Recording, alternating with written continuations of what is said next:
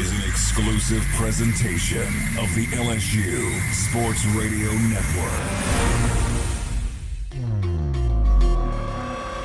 A tradition of excellence. Mentally tough, competitive, selfless. A tradition of winning. This one hit in the air, line drive. It's off the glove of Kojal into center field. Here comes Hernandez. He is safe. Tigers win. Tigers win. This is the Powerhouse.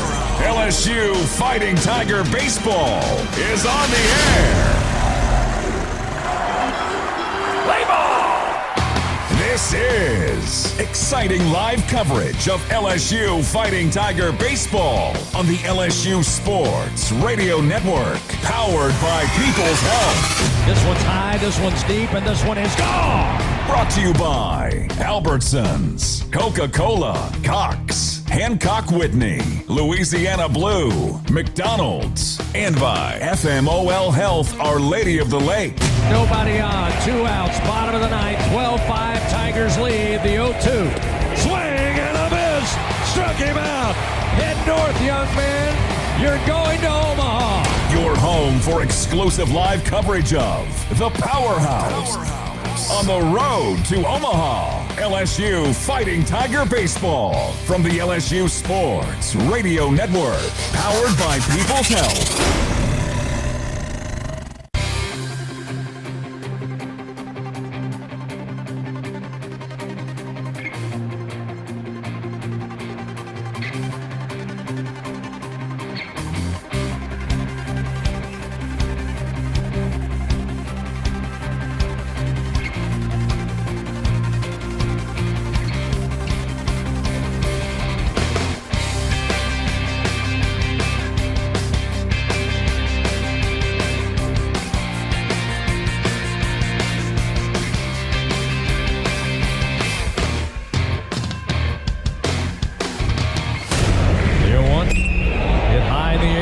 Field. Going back is Swain to the wall. It's gone!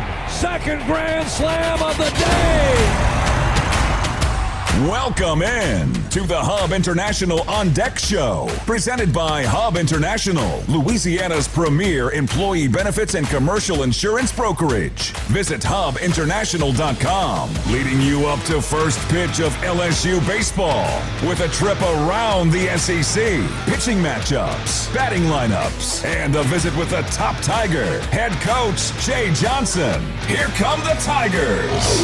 Now, let's go inside the broadcast booth for the call of the game on the LSU Sports Radio Network. After a thrilling contest last night in Game 1, we're setting up for another great SEC matchup on the diamond here tonight in Game 2 between the homestanding Tennessee Volunteers and your Fighting Tigers of LSU. Hello, everybody. This is Chris Blair alongside Mr. LSU Baseball, Bill Franquez. Our straw stirring the drink back inside the Capital One studio. Jeff Palermo welcoming you to Lindsey Nelson Stadium here on the campus of the University of Tennessee in Knoxville for tonight's play-by-play story. One of the best all-around team efforts for your Tigers last night, certainly an SEC play, in the come-from-behind 7-5 victory over the Volunteers. Kason Evans battled in his start. The bullpen provided solid support, and after struggling at the plate against Tennessee starter Landon Mack, who gave up just 1 run on 3 hits, LSU eventually got to the Vols bullpen, and they pounced. 5 runs in the top of the 8th put the Tigers up 5-4, following Derek Curiel's second grand slam in as many games. LSU added 2 more solo home runs late as part of a 4 homers on the night to take Game 1 of this series. Tonight, LSU will count on sophomore right-hander William Schmidt, while Tennessee will send out their sophomore righty Tegan Coons, 2 likely major league pitchers in the very near future. So find your favorite chair, grab your favorite beverage. The Tigers snapped an 8-game losing streak here in Knoxville and now try to win their first series on Rocky Top since 2016. It's Game 2. It's Tennessee. It's LSU. And it's coming up next on the LSU Sports Radio Network. Hi, I'm Nancy Landry. Louisiana's elections are an important part of who we are. In 2026, closed party primaries will change how some of those elections happen. so you'll want to know what to do. Keeping your registration current ensures you'll get the right party-based ballot. Remember, this change only applies to certain offices. To learn more, visit govote.com or download the GoVote app. Know before you go. Hey Tiger fans, get ready to swing for the fences because the 2025 baseball season is upon us, and SeatGeek is here to help you experience all the action. SeatGeek makes it easy to find tickets so you can be part of all the home run celebrations this season. Whether you're buying or selling tickets to LSU baseball games or to any other live event in Baton Rouge, SeatGeek is the place to do it. SeatGeek is the official ticket marketplace of LSU athletics. The most disruptive idea in ticketing, a ticket that works. Expect the expected. SeatGeek. Baton Rouge, you rolled the dice and we hit the jackpot. Thank you for voting for L'Auberge Casino and helping us win 11 Best of Baton Rouge medals, including Best Slots, Best Table Games, Best Hotel, Best Steak, Best Sports Bar, Best Live Music Venue, and more. When you're ready for an award-winning night out, get to L'Auberge Baton Rouge. Must be 21. Gambling problem? Call 800-522-4700.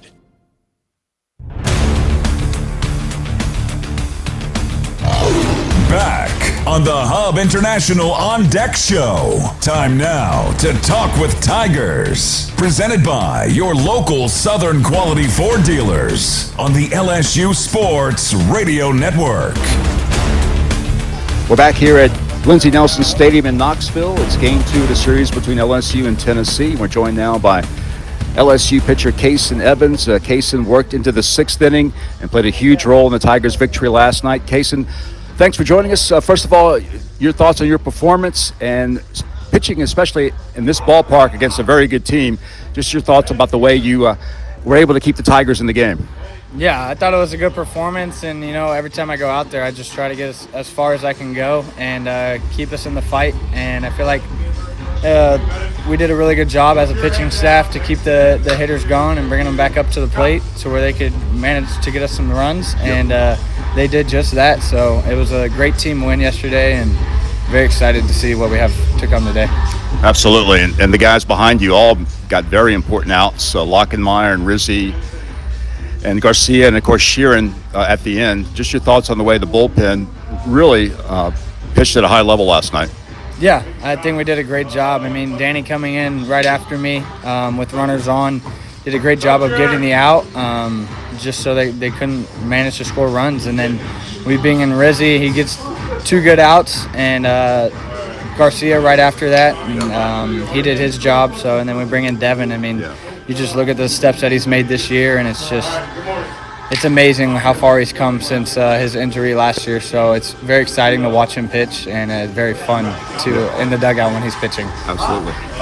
Today, of course, game 2, William Schmidt on the mound. William, like you in his 2nd year in college, has really developed into an outstanding starting pitcher.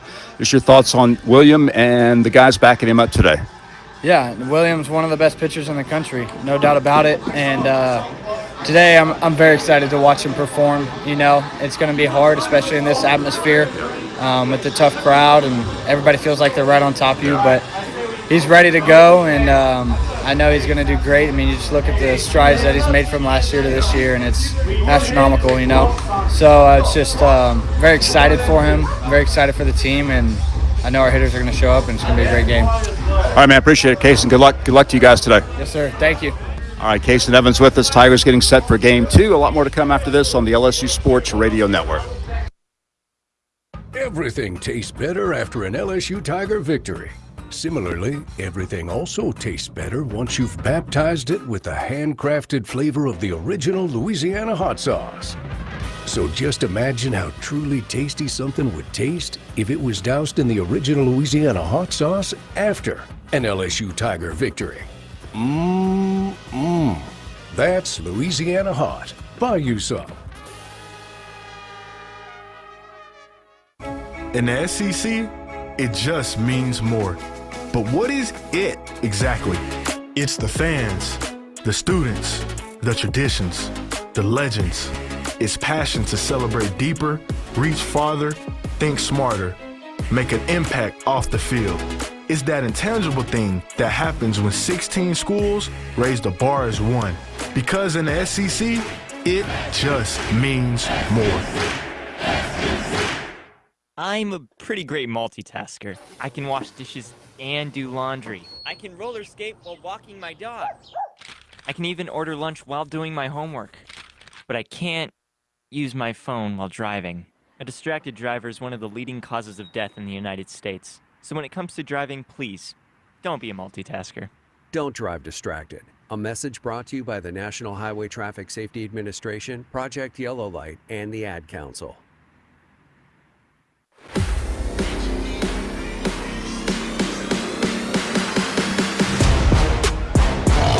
Leading you up to first pitch, this is the Hub International On Deck Show. Time now to take a trip around the Southeastern Conference. Presented by Visit Baton Rouge, Louisiana's capital city. Great time last night here at Lindsey Nelson Stadium. LSU with the win in Game 1. Come from behind fashion 7-5. 4 home runs for the Tigers in that matchup. As we get ready for Game 2 here on a Saturday afternoon, headed into the evening hours. Tiger fans, remember, all LSU Sports Radio Network broadcasts stream for free on the LSU Sports mobile app. Take us with you wherever you go with your mobile device. Just download the app for free on iOS or Android. It's the LSU Sports mobile app. Presented by BASF, we create chemistry. Game 2 of this series, a couple of series already in the books, several games going on, and we'll continue here on Saturday. And to take us on a trip around the SEC, once again, here's Mr. LSU Baseball, Bill Franquez. Bill? Thank you so much, Chris. 6 of the 8 SEC series started back on Thursday. The only 2 that started yesterday were LSU Tennessee here in Knoxville and Missouri Kentucky in Lexington. So we'll get you up to date, first of all, on what happened yesterday, as most of the series played their second game of the weekend. Yesterday in Gainesville, Florida blanked Ole Miss 2-0, so that series is even at 1 game apiece. Missouri in Game 1 in Lexington defeated Kentucky 5-4. Arkansas at Auburn. Arkansas with a 3-2 win yesterday, so that series entered today's play even at a game apiece. Also even at a game apiece is the series in Norman between Oklahoma and Alabama, as Oklahoma won yesterday's game by a final score of 4-2. Georgia playing in Starkville, and Georgia's had a great weekend in Starkville. They won yesterday's game by a final score of 3-1 to win the first 2 games of the series, and we'll tell you more about what happened today in Game 3 of that series in Starkville. Meanwhile, yesterday in Columbia, South Carolina, Texas evened its series with South Carolina. The Longhorns with a 5-3 victory yesterday after South Carolina won Game 1 on Thursday. And then yesterday in College Station, Texas A&M and Vanderbilt went ahead and finished their series. They played 2 games yesterday to wrap up the series. Vanderbilt won back on Thursday, but Texas A&M won both games yesterday to win the weekend series. Yesterday's scores in the first game, Texas A&M 8, Vanderbilt 4, and then a run rule victory in the second game yesterday, Texas A&M 12, Vanderbilt nothing. So Texas A&M wins that series 2-1. So now let's get you up to date on what's happening today. And as we said, Georgia had a great weekend in Starkville. Georgia and Mississippi State had an early start today in Game 3, and Georgia won Game 3 by a final score of 8-5. So Georgia sweeps the series over Mississippi State in Starkville. Also today, already a final in Lexington. Kentucky defeated Missouri 9-2. So that series is even at 1 game apiece. Texas defeated South Carolina today 4-1. So the Longhorns win that series 2-1. In Norman, in the bottom of the 7th inning, Alabama leads Oklahoma 3-2. The winner of that series will be the series winner. Also now in Auburn, top of the 8th inning, Auburn appears to be on its way to a series win over Arkansas. Auburn leads Arkansas right now 8-3 in the top of the 8th inning. And then, of course, the only 2 games remaining today are LSU Tennessee here in Knoxville, and then later tonight at 6:30 Central Time, Ole Miss will be at Florida to wrap up that series. The winner of that game will be the series winner. So that's the way we stand right now, Chris. Georgia has taken over first place in the SEC with that sweep in Starkville. Yes, impressive by the Georgia Bulldogs going into Dudy Noble and sweeping Mississippi State on the weekend. Tigers trying to pick up a series win here in Knoxville. We'll continue with more on the Hub International On Deck show. When we come back, Bill will break down the Game 2 starting pitchers as we lead you up to first pitch just after 6 o'clock Eastern, 5 o'clock Central.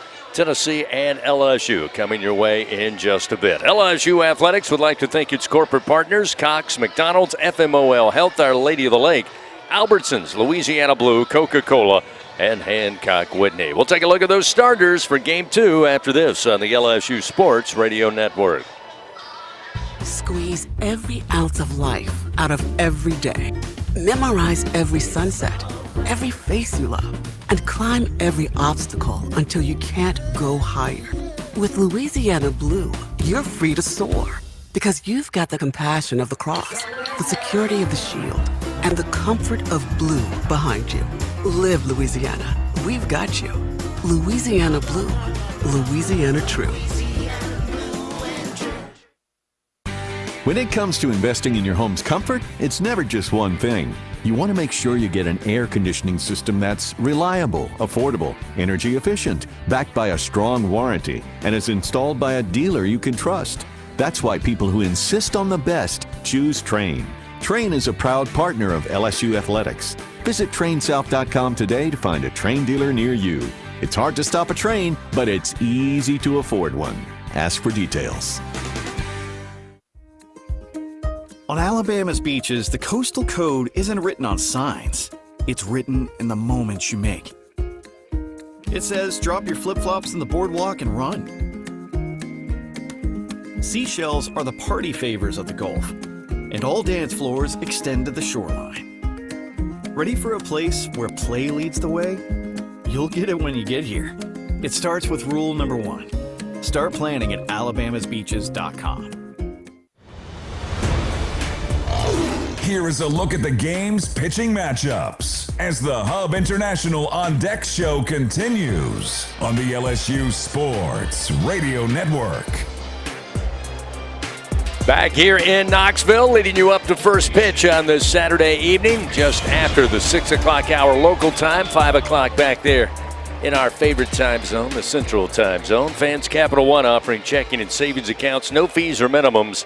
What's in your wallet? Bill, I say it all the time. Central Time Zone is the best. I don't know why people here in the eastern part of the United States are in such a hurry to finish their day, but we've got a great game coming up here between Tennessee and LSU. We really saw a good pitching matchup all the way around, both in the starters and the bullpen for LSU. Certainly, Landon Mack was impressive for Tennessee. What's on tap tonight as far as who will be on the mound? Well, another good arm tonight for Tennessee. Tegan Kuhn, sophomore right-hander. He was one of the most highly recruited pitchers in the country last year when he joined the Vols program as a true freshman. This year, he has not had a great deal of success. He's especially struggled in SEC play. Overall, he's 1-3 with a 4.08 ERA. This will be his 7th start of the year in 35 1/3 innings. He does have 46 strikeouts and only 6 walks, but he's given up 34 hits in 35 1/3 innings and 16 earned runs. He's allowing a 246 opponent batting average, and he has given up 6 home runs, which is tied for the most on the Tennessee staff. In SEC play, Coons is 0-2 with a 6.00 ERA. He's given up 17 hits in 12 SEC innings. But the scouting report on him is impressive. He's got a great arm, fastball 94 to 98 miles per hour. However, last week in his start against Vanderbilt, his velocity was down a bit, down in the 91 to 94 range. But he also has a good slider at 82 to 86, throws a changeup and a curveball. So Coons, certainly a talented individual. He just hasn't quite put it together yet here on this level, but certainly he will be a challenge for the LSU lineup. Meanwhile, William Schmidt, another very talented right-handed sophomore, also highly recruited freshman out of Baton Rouge, Louisiana, had a solid freshman year and now is developing into a full-time starter for LSU. Has had very solid starts so far in SEC play for the Tigers. Overall, William has an ERA of 2.55. He's 4-1. This will be his 8th start in 35 1/3 innings. He has 49 strikeouts. He's given up 10 earned runs on 29 hits and 11 walks. He's allowing just a 220 opponent batting average, and he's given up 4 homers on the year. And in SEC play, William is 1-0. His ERA is under 3. He has 16 strikeouts in 13 1/3 SEC innings. Of course, William features an array of pitches, great velocity on his fastball, up to in the mid to upper 90s, and he complements that with an array of outstanding breaking pitches. He's a very polished pitcher who will someday certainly have a big-time Major League career. So looking forward to a great matchup between a pair of hard-throwing right-handers, Tegan Coons and William Schmidt. All right, thank you, Bill. We lead you up to first pitch just after 5 o'clock Central here in Knoxville. Tiger fans, if you think you have what it takes to be a true Caniac maniac, we'll prove it at the next home baseball game. Coming up this Tuesday when the Tigers host Bethune-Cookman back at the box. You could win a prize pack courtesy of Raising Cane's One Love. As we move along on the Hub International On Deck show, up next we visit with the top Tiger, Jay Johnson. His thoughts on last night and the plan tonight against the Volunteers. Coming up after this on the LSU Sports Radio Network. Hi, this is Chef Kevin Belton for People's Health. If you have diabetes, heart failure, or cardiovascular disorder, and you have Medicare, ask about a People's Health Chronic Condition Special Needs Plan. It's a Medicare plan designed to help with the unique needs that go along with these chronic conditions. Call People's Health today. Your benefits could start as early as next month. Plans are insured through United Healthcare Insurance Company or one of its affiliated companies, a Medicare Advantage organization with a Medicare contract. Enrollment in the plan depends on the plan's contract renewal with Medicare. Hey Tiger fans 12 and younger, don't miss your chance to be a part of Mike's Kids Club. Presented by Shell, the exclusive kids club of LSU Athletics. Join Mike's Kids Club for only $25. Get the official Mike's Kids Club t-shirt, free admission to select LSU athletic events, and much, much more. To learn about upcoming events and to join, please visit LSUMKC.com. The Mike's Kids Club, presented by Shell. At Toyota, we don't just build trucks. We build something that's meant to last. That's why the 2026 Tundra is built to tough it out and to take it easy. Built to carry tradition and to make new ones. Built stronger, built louder, built here. The 2026 Toyota Tundra. Built in Texas, driven everywhere. Test drive at your local Toyota dealer or visit Toyota.com today. Toyota, let's go places. Feature availability differs based on trim. See Toyota.com for details. Albertsons is making shopping and saving easier than ever. Check out Albertsons for you on our mobile app or at Albertsons.com, where you can shop online and save over $300 weekly with digital coupons. Earn reward points every time you shop in-store or online and redeem your points for free groceries. Download the Albertsons app or go to Albertsons.com to start saving. Albertsons, fresh foods, local flavors. Before the Fighting Tigers take to the field, time to visit with the top Tiger, LSU skipper Jay Johnson.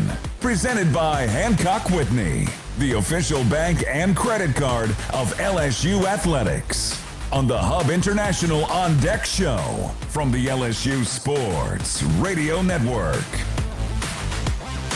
Coach back here at the ballpark before we talk about Game 2. What a sensational game last night. For just the run-of-the-mill college baseball fan, they had to enjoy it. But thank you and the team for really putting us through a thrilling Friday night. Yeah, it was like 3 hours of pain for like 45 minutes of awesome is how I would describe it. But, you know, it's life in the league. Everybody's good. I mean, they have tremendous talent on their side. We have talent on our side. Their pitcher, Landon Mack, did a really nice job against us. We're finally able to get him out of the game. And Arvidsson, who's got a good arm. I mean, their Friday starter last week, he just didn't quite have it. And you get a great player like Derek to the plate. He cashes in. And then really proud of us for adding a couple more runs there. Homer by Seth, homer by Chris. And Devin came in and did a terrific job. And, you know, Kaysen did what he needed to do, which is pitch well and keep us in the game. He did that again and put our offense in position to come back. Yeah, I wanted to mention, I thought the entire pitching staff, including Kaysen, did what they needed to do yesterday. Two guys that really stood out to me. Lockenmeyer, called upon to get you one out, comes in and does that. Garcia, I thought, pitched well, but my goodness, Devin Sheeran closing the door. Yeah, no doubt. I mean, it's been good to get Danny involved. I think he's pitched in 4 of the last 5 games and might end up leading the country in appearances by the time this season's over. We feel like we found something there. That was a big out right there. I was kind of in between letting Kaysen finish the inning. I just didn't think Myatt would get a good look at Danny at all, and he kind of blew him away. And then Sheeran, once we took the lead, we felt like was the right matchup last night, and he did a great job. Certainly, you and I stood here just about the same time yesterday. You said, I like the flow we get with Derek Couriel in the cleanup spot, but we got to have people aboard. That's the first thing I thought of when he came to the plate with the bases loaded. Yeah, 5 games or 6 games since we've been doing it, we've definitely been closer to our best offensively, and he's a big part of that. And I've always liked what I call like a balanced attack hitter in the in the cleanup spot, and Derek's maybe the best balanced attack hitter I've ever had. So I just was, the night before we played Louisiana Tech, was just sitting at my kitchen table shuffling some things around, and it's like, we need to come through with runners on base, and this is the guy I think can do it.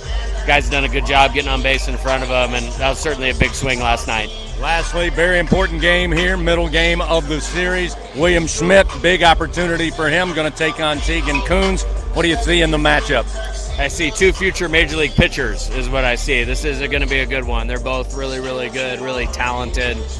William pitching as good as he has all year here recently, and we don't expect anything different tonight. Well, again, the biggest crowd this stadium ever saw when the Tigers were in town last night. They may overdo it tonight, Coach, but we had fun last night. Let's do it again. Get after them. Sounds good. Thanks, Chris. Head Coach Jay Johnson, everybody. We'll take a timeout. When we come back, we'll get the starting lineups for both the Vols and your Tigers. Tennessee and LSU, Game 2 from Knoxville, coming up on the LSU Sports Radio Network. Hey, Tiger fans, 12 and younger, don't miss your chance to be a part of Mike's Kids Club. Presented by Shell, the exclusive kids club of LSU Athletics. Join Mike's Kids Club for only $25. Get the official Mike's Kids Club t-shirt, free admission to select LSU athletic events, and much, much more. To learn about upcoming events and to join, please visit LSUMKC.com. The Mike's Kids Club, presented by Shell. Squeeze every ounce of life out of every day. Memorize every sunset, every face you love, and climb every obstacle until you can't go higher. With Louisiana Blue, you're free to soar because you've got the compassion of the cross, the security of the shield, and the comfort of blue behind you. Live Louisiana. We've got you. Louisiana Blue. Louisiana True.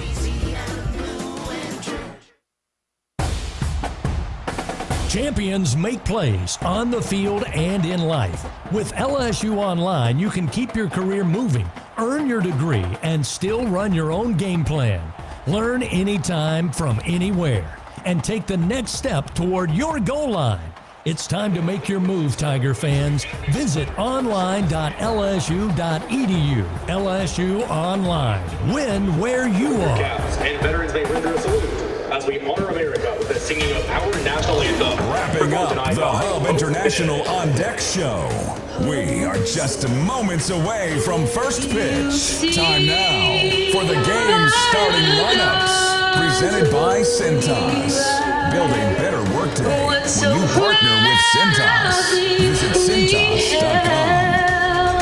At the twilight, let's be whose blood shines and bright stars through the perilous fight, o'er the ramparts we watched were so gallantly streaming, and the rockets the bombs bursting gave proof through the night that our flag was still there. Oh, say does that star-spangled banner yet wave o'er the land of the free and the home of the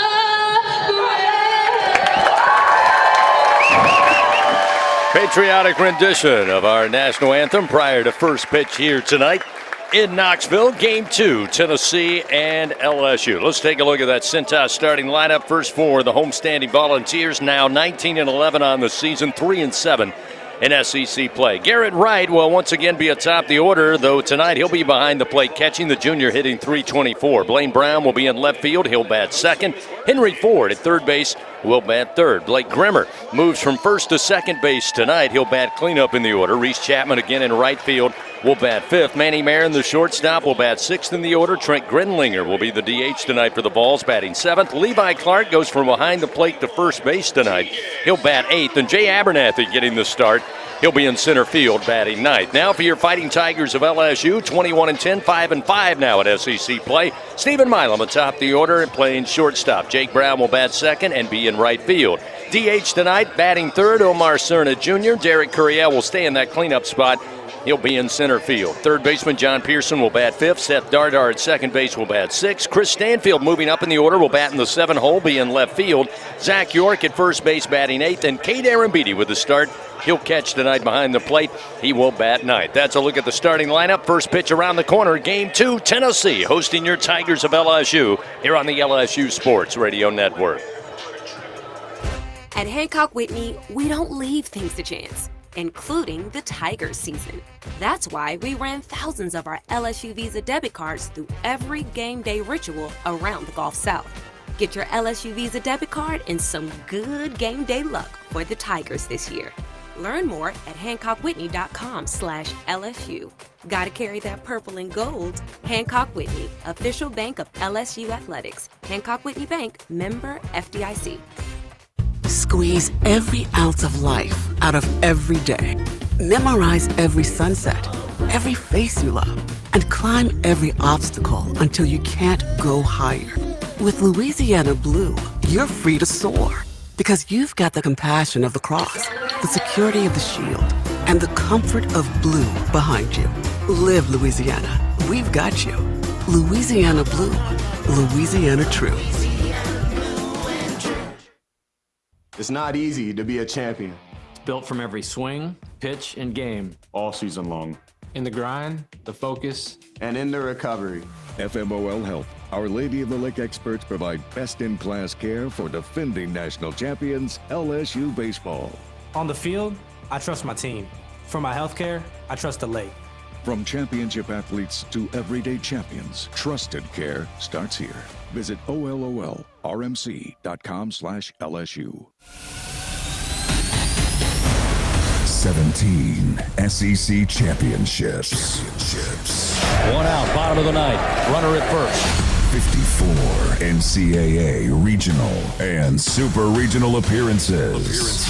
Shores comes set, the 0-1. 20 trips to Omaha and the College World Series. Ground ball towards Dickinson, flips it to Milam. 8 national titles. The relay to first in time. Tigers win. Tigers win for the second time in 3 seasons and the 8th time in program history. The Fighting Tigers reach the pinnacle. They stand alone atop the mountain. Your LSU Fighting Tigers, the 2025 college baseball national champions. The powerhouse. This is LSU Fighting Tiger Baseball.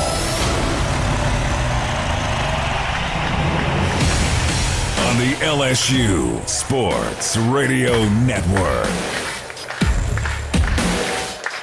Welcome, everybody. Lindsey Nelson Stadium, University of Tennessee here in Knoxville. Game 2 tonight between the Volunteers and the Tigers of LSU. Stephen Milam to lead it off. First pitch coming our way at 6:02 Central Time. Milam at the plate fighting an 0-2 count as we're underway here on Saturday evening. Coons delivers, and the 0-2 pitch fouled back on a fastball offering. Keeps the count 0-2. Last night, the Tigers come from behind, 7-5 victory, an explosion of offense in the top of the 8th inning. Difference in that one after trailing the majority of the game. The 0-2 now to Milam. Breaking ball, lifted foul over the third base dugout. Still 0-2 the count. Big win last night, Bill.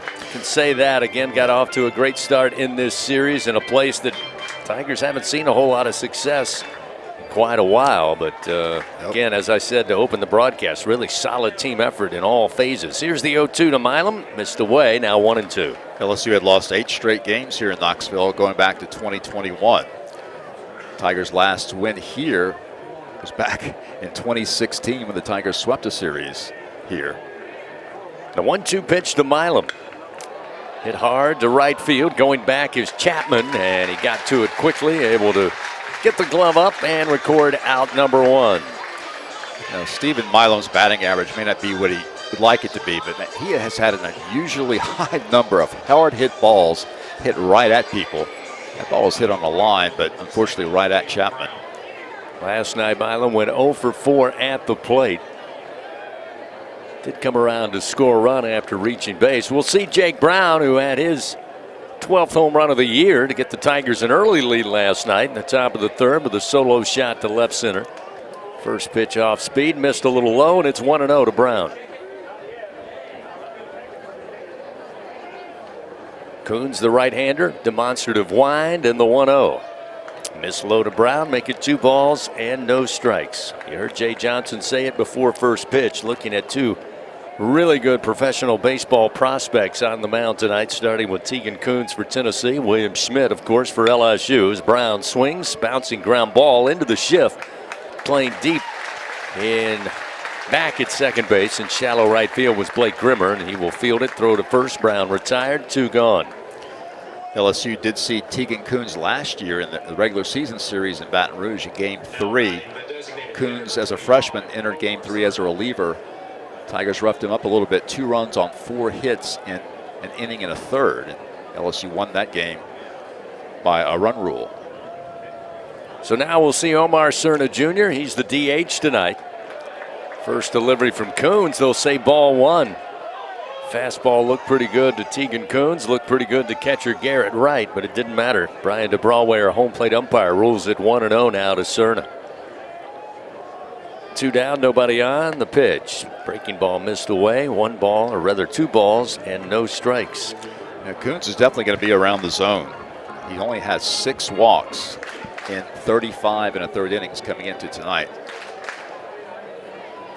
Here's the 2-0 pitch to Cerna. Hit hard, but into the shift again. Left of second base is Grimmer, and he'll field the ground ball, throw to first, and a 1-2-3 inning go the Tigers to get it started. We played a half inning here in Knoxville, no score. Quickly moved to the bottom of the first. Tennessee coming to the plate. William Schmidt taking the mound for the Tigers when we come back on the LSU Sports Radio Network. Everyone has their own favorite way to experience Louisiana. For some, it's the taste of hot beignets with a creamy cafe au lait. For others, it's swaying to the music of brass bands, Zydeco, and all the music in between. It's boating on the bayou, weaving your way through festivals, road tripping in pursuit of the greatest gumbo. Whoever you are, whatever you crave, Louisiana will feed your soul. Go to findyourlouisiana.com to plan your visit today. LSU Tiger fans are gearing up with real Tigers apparel and merchandise from the official online store at lsushop.net. Get jerseys, sideline gear, polos, t-shirts, hats, official team merchandise from Nike, accessories, and much more. Over 3,600 products, all shipped right to your door. Head to the place real Tiger fans go for the selection only real Tiger fans get at lsushop.net. Hear that? That's the sound of your life. Perfectly imperfect. Beating in rhythm to the world you've created. But every time you drive after drinking, the music gets drowned out. Your life sounds pretty great. Don't let a buzz ruin it. Buzz driving is drunk driving. Don't drive buzzed. A message from NHTSA and the Ad Council. Back to the action of LSU Fighting Tiger Baseball from the LSU Sports Radio Network, powered by People's Health. 3 up, 3 down for the Tigers to start it tonight. We move to the bottom of the first inning. Obviously no score. Tennessee coming to the plate. We owe you a station ID. This is Fighting Tiger Baseball on the LSU Sports Radio Network. This is LSU Fighting Tiger Baseball on the LSU Sports Radio Network and the LSU Sports mobile app. William Schmidt, the sophomore right-hander, takes his final warm-up tosses. He'll face the top of the order for Tennessee, coming to the plate for the first time this evening, starting with Garrett Wright, followed by Blaine Brown and Henry Ford. And Bill Franquez, William Schmidt has just gotten stronger and better as the season has gone along in his sophomore campaign, including last week's masterful performance, doing a job on the mound in Game 2 against Kentucky, but also setting up LSU in good fashion, going a little deeper into the game, setting up Sunday, which eventually the Tigers would take the series 2-1. Garrett Wright stands in. Catcher tonight for the Vols. First delivery, a fastball missed low from Schmidt, and it's 1-0. Schmidt worked into the 6th inning last week against Kentucky. No runs on 6 hits in that outing. Another fastball, a little breaking ball rather, missed away. Now it's 2-0, the count to Wright.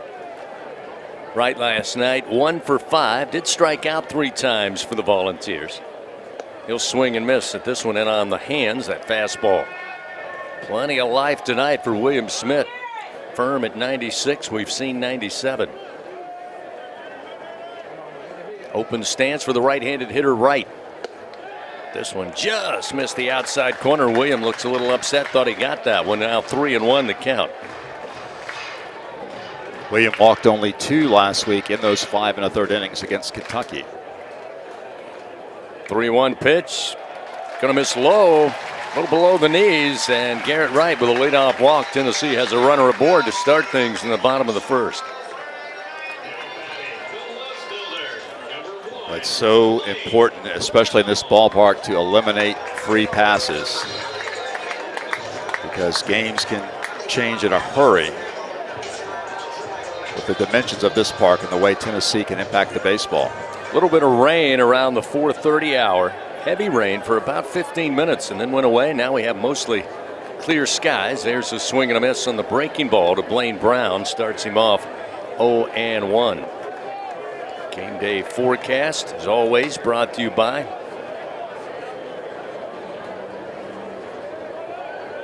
AccuTemp Services. Here's the 0-1 from Schmidt. This time at the knees.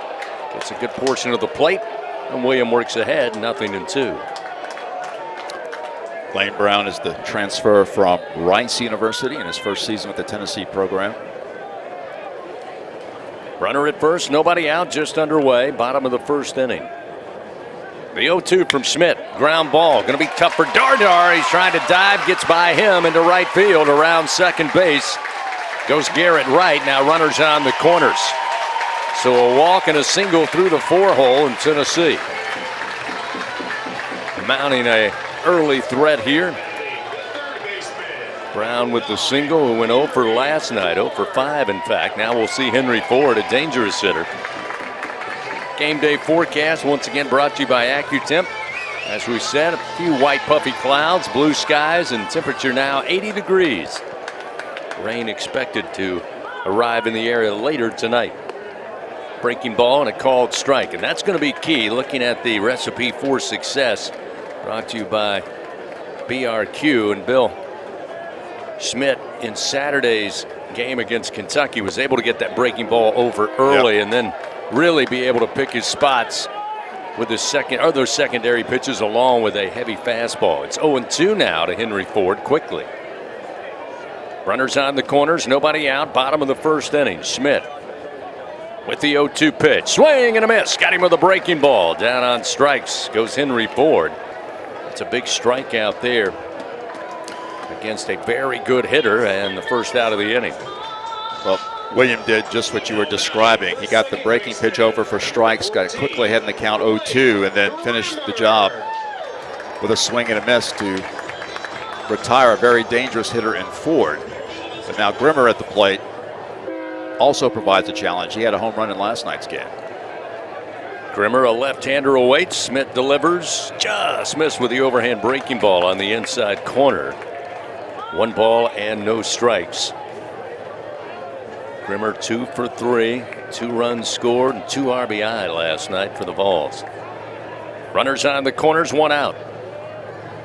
The 1-0 pitch, swing and a miss. Again, a nasty breaking ball there delivered by Schmidt. Off balance was Grimmer. 1 ball, 1 strike. Gosh, that's a beautiful pitch. Just completely fell out of the strike zone. Quick turn and throw over to first. Keep an eye on Brown, who's 3 for 3 in stolen bases. Right at third. 1 stolen base attempt on the year. Caught stealing. Runners on the corners here. Tennessee threatening, bottom of the first. Schmidt the 1-1. Another nasty breaking ball. Again, just dives out of the zone, and swinging over the top is Grimmer. And now William gets ahead 1-2.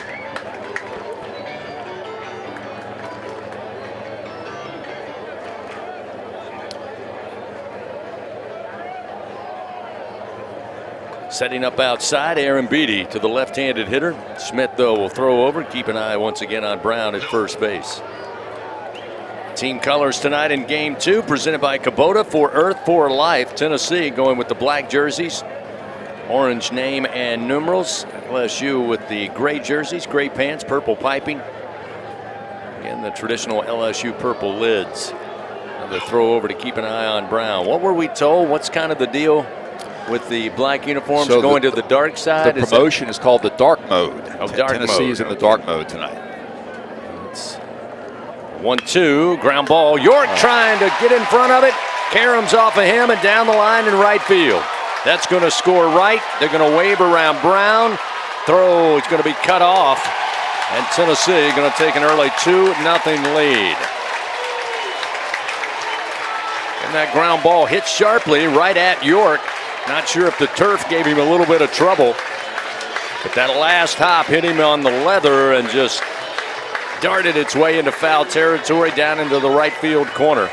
Tennessee taking advantage of it and an early 2-0 ball lead. Credit Tennessee, as William Schmidt over the last 3 hitters has worked ahead in the count, but the Tennessee hitters behind the count have come up with a pair of big hits. Brown with the single, and now Grimmer, which with what is ruled an error, but a hard hit ball right at Zach York. Zach should have made that play, but it results in 2 runs. Tennessee has the early lead. First error of the series for either team. Unfortunately for the Tigers, results in 2 runs. Jay Johnson going out, checking on William Schmidt, probably saying along the same lines of you, Bill, hey, look, pitching well, tough break, shake it off. The inevitable 2 in the bottom of the first inning. We got a lot of baseball left. Now we'll see Reese Chapman, who was almost unstoppable last night for Tennessee. Went 3 for 5. A big home run. A couple of singles as well. There's a first pitch strike with a fastball to make it 0-1. Had 2 ribby last night. Did Chapman made a spectacular play in right field to rob an early solo shot from Stephen Milam. This one hit high in the air, right field way. Brown coming in a long way, and finally there to make the catch for the second out of the inning. That will leave Grimmer at second base. And with Chapman retired, the shortstop Manny Marin now to the plate for Tennessee, leading 2-0 here in the bottom of the first. Might be a little tougher to get a ball out today in right field, as the wind is blowing in very strongly as it pushed it back toward the infield, and Jake had to run up to it to get to it. Tigers with 4 home runs last night. Tennessee with 2. And again, you're right, Bill. The wind blowing a little stronger. Here's a ground ball up the middle.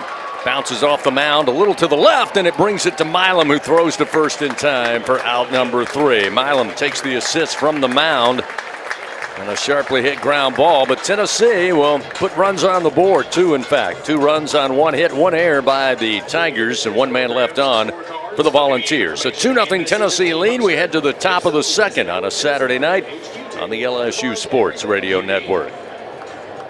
Score big with MMR. Join the team at the largest privately owned open shop electrical and instrumentation contractor in the nation, headquartered right here in Baton Rouge. MMR is committed to positioning each team member for success. Whether you're a student seeking an internship, just starting your career, or already a seasoned professional, MMR offers a variety of positions just for you. Get in the game at MMR, where your future is bright. Kick off your career at mmrgrp.com/careers. MMR, a proud partner of LSU Athletics. Louisiana runs on hard work, on the field and on the job. ES&H's mission is to continue to be a high-performance company that quickly, safely, and effectively responds to our customers' emergency needs. ES&H provides excellent service with quality and integrity that keeps our state ready for the next inning. ES&H, your partner for a safer, cleaner South Louisiana. The reigning national champs play here. Fighting Tiger Baseball on the LSU Sports Radio Network, powered by People's Health. 2-0 Tennessee with the early lead. Tigers back to the plate here in the top of the second inning. It'll be 4, 5, and 6. Derek Curiel, one of the heroes from last night, followed by John Pearson and Seth Dardar. Derek Curiel, of course, has been on quite a tear. He has homered now in 3 consecutive games, going back to Sunday's game against Kentucky. He's hit grand slams in 2 consecutive games, something that has not been done by an LSU player since 2009. Sean Ochinko hit grand slams in consecutive games against UNO and against Mississippi Valley State. Curiel to face Tegan Coons. Coons threw 13 pitches to get out of the top of the first inning. Picks up where he left off with a fastball for a strike. And it's 0-1 to Curiel. Derek now batting .350 on the year.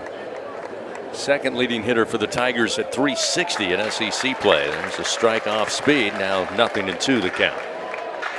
Like William Schmidt, Coons is connecting with his breaking pitch, throwing it for strikes. Curiel now. 2-strike approach, and the 0-2 he fouls off to the right. Still 0-2 the count.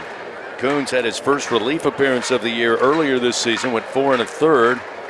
Gave up 1 run, 6 strikeouts at Vanderbilt back on March 27th. Making his 7th start of the year here tonight. Here's the 0-2. And opposite field, and a base hit off the bat of Curiel. One of those guys that regardless of the count, he's going to battle. And again, he can hit to all fields. It's part of the weaponry of Derek Curiel, which makes him a top prospect in the future for major league teams. And as you heard Jay Johnson say before the game, most balanced attack hitter he's ever coached. And he does it again there, picks up another hit. Bingo Pest Product base hit for the Tigers, and a leadoff man aboard. We'll see John Pearson. First pitch to John, a swing and a miss.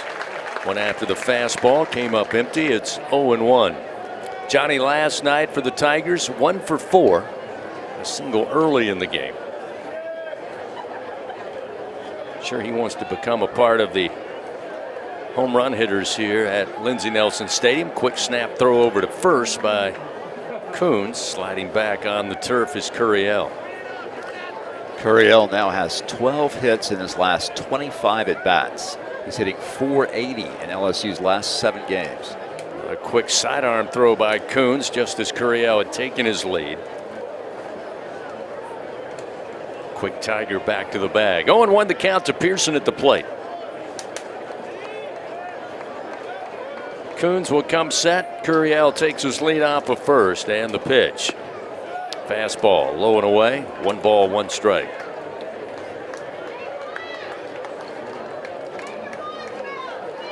Another great crowd on hand last night. Largest crowd ever at Lindsey Nelson Stadium. 7,195 paid attendance. Again, kind of a late arriving crowd here today on Saturday, but most of the seats now filled up.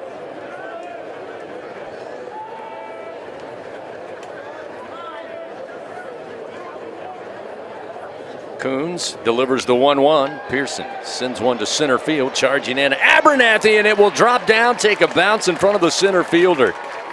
And Pearson just got enough to get it out of the outfield. Thought it might hang up in time for Abernathy, who was playing deep with Pearson at the plate, but he couldn't get to it. Now the Tigers have runners first and second, nobody out. Tigers with some good fortune there, as Abernathy was playing very deep against the powerful Pearson. John drops it in front of him, and the Tigers now with the threat, trying to respond after Tennessee's 2 runs in the bottom of the first inning. Seth Dardar added a home run last night, his 4th of the year. He followed Correa with a solo shot. It really was a shot in the gut for Tennessee following the grand slam. First pitch off speed for a strike, and it's 0-1. Well, like Derek Curiel, Seth Dardar has really been on a roll in his last 5 games. Seth is hitting .529, 2 home runs, 7 RBI in that stretch. Curiel at second, Pearson at first. Nobody out, and an 0-1 count to Dardar. Coons going to turn, reset the pitch clock by throwing back to Grimmer to check on Curiel.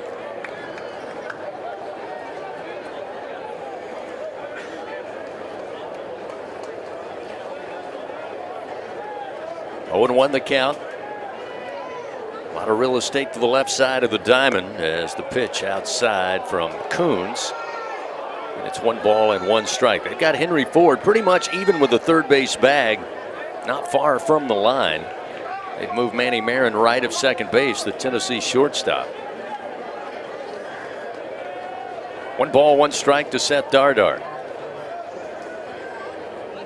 Coons delivers. Change up out in front, swinging is Dardar. It's 1-2. Good pitch that time by Coons. That's Seth way out in front.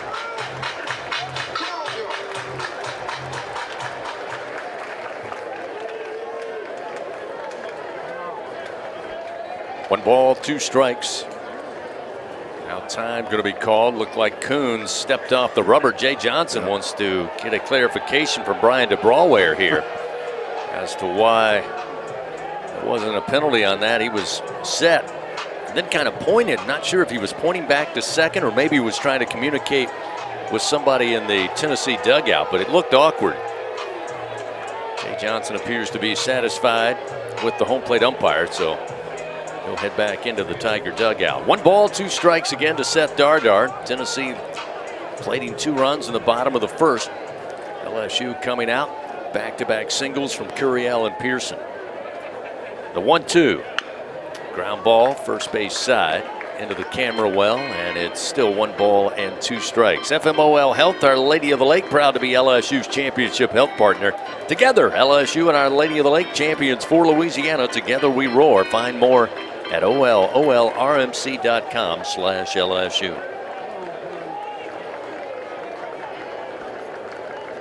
The 1-2 pitch.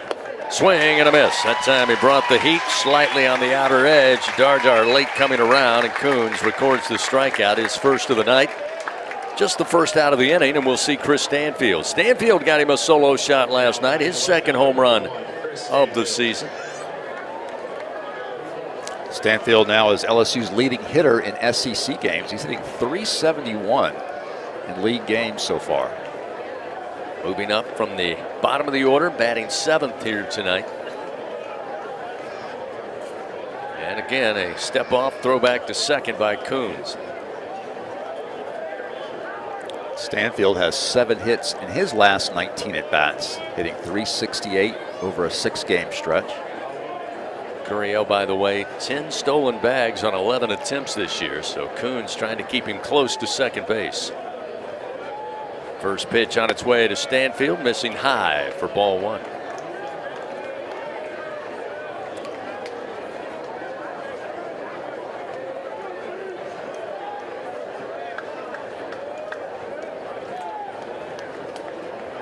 Runners take their lead. Coons fires. Fastball on the outer edge, belt high, and it's 1-1. Coons made that relief appearance last week against Vanderbilt in his last SEC start. Against Missouri 2 weeks ago, he went just 3 innings, gave up 3 runs on 6 hits. Here's the 1-1 pitch. Slider missed away. 2-1.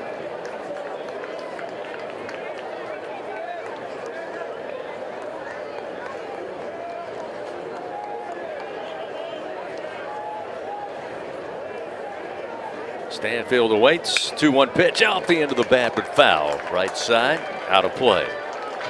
Evens the count, 2 balls and 2 strikes. Coons did have a nice outing against UCLA early in the season. 6 innings against the Bruins with no walks and 10 strikeouts. He did give up 6 runs in that game, however. 2 balls, 2 strikes, 1 out. Runners first and second. Coons fires. Breaking ball, and Stanfield just takes a slap to stay alive. Foul back behind the screen, out of play. Holds the count, 2 balls and 2 strikes. As Bill told you, Coons, the sophomore right-hander, fastball going to be anywhere from 94 to 97 miles an hour. Curveball around 81, 82. 2-2. Up the middle, and it comes off Coons. He's down on the mound, and that one caroms into center field. Curiel around third. He will score. Coons now sitting up and now rises to his feet. That was a scary, scary moment. Yeah, it looks like he's okay. The RBI smacked off the bat of Stanfield, went right to the Tennessee catcher. Looked like it caught him maybe in the back top of the head, not sure. We'll get a replay here. He is standing up. Coach Elander and the trainer out there immediately. Tigers do bring a run in. That one smoked off the bat. We don't have the speed, but that was hit extremely hard by Stanfield, right back up the middle. He'll pick up the RBI. It's now a 2-1 Tennessee lead, but everyone taking a look at Tegan Coons. He'll put the lid back on top of the head. He looks ready to go. And good to see that. They're going to probably give him some warm-ups here just to make sure he's all right. Yeah, he was smiling and shaking his head as if to say it could have been a lot worse than it was, and hopefully he's okay. So I'll take a look here as the right-hander will throw to the plate. Get a couple of tosses there. So Stanfield again picks up the RBI single, and the Tigers cut the lead in half, 2-1. Chris Stanfield continues to excel in SEC play. He's now 14 for 36 in SEC games. So that puts his average in the 400 area. He's now hitting .389 in SEC contests. So a nice hand from all fans here at the Nelson. Good to see Coons back up there ready to go. Zach York now will stand in. Zach looking for his first hit on the weekend, went 0 for 4 last night. Again, runners first and second, just 1 out here in the top of the second inning. Now a 2-1 Tennessee lead. Well, you know Zach would love to atone for that error he had in the first inning. First pitch to York. Popped up, back behind us, out of play, and it's 0-1.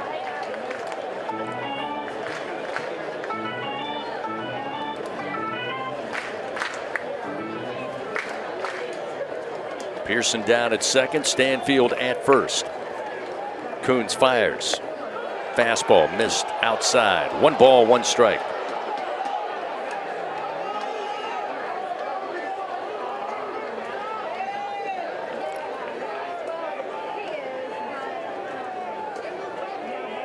The 1-1. Breaking ball missed inside. 2-1 now to York. And Coons goes from seeing that baseball right on him to now getting a little upset with the strike zone. 2-1 pitch. York swings, pop up on the infield. Coming in is Marin just behind the mound, and he will have it for the second out of the inning.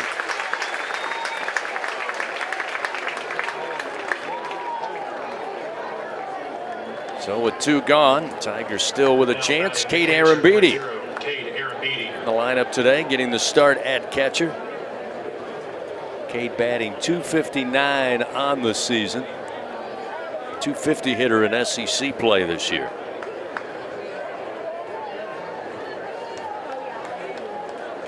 First pitch to Cade. Swing and a miss with a breaking ball, and it's 0-1. Cade batting .259, as I told, just 16 RBIs. Got 4 home runs. Chance to add to that RBI total here, possibly tie up the game with a base hit. Pearson down at second, and the pitch. Breaking ball just missed the outside corner. 1 ball, 1 strike. And again, Coons showing frustration. Cade didn't play last week against Kentucky. He had a severely bruised shin because he fouled off some pitches there. But he did play back on Tuesday. Got an RBI single against Southern. 1-1. Fastball sent back foul to the screen. Now Coons works ahead. 1 ball, 2 strikes.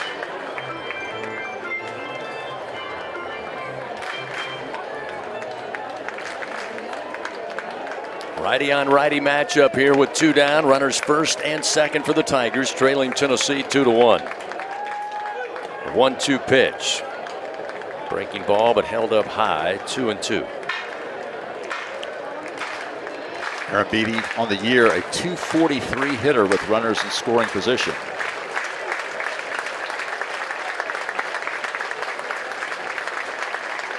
Two pitch. Breaking ball, missed low and outside. That'll fill the count down to Cade Aaron Beatty. Good take that time by Aaron Beatty. Did not bite on that breaking pitch. A lot of LSU fans making their way to Knoxville. Down here to our left. Ready to make some noise if Aaron Beatty can arrive safely. Here's the payoff pitch. And they'll say missed high at the letters, and Coons jumping around on the mound. Can't believe it. It's ball 4.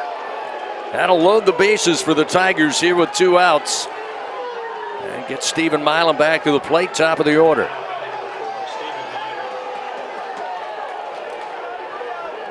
That's a brave take by Cade Aaron Beatty. Maybe just a tad high. A good pitch by Coons. You can understand his frustration. I will say, though, that the home plate umpire, Brian DeBrawware, is regarded as one of the best umpires in the SEC from behind the plate. He regularly gets the highest ratings from the coaches. Tennessee ball fan don't want to hear that, Bill. Bases loaded, the pitch to Milam. Breaking ball drops in at the knees, and it's 0-1. Told you, they just applauded that call.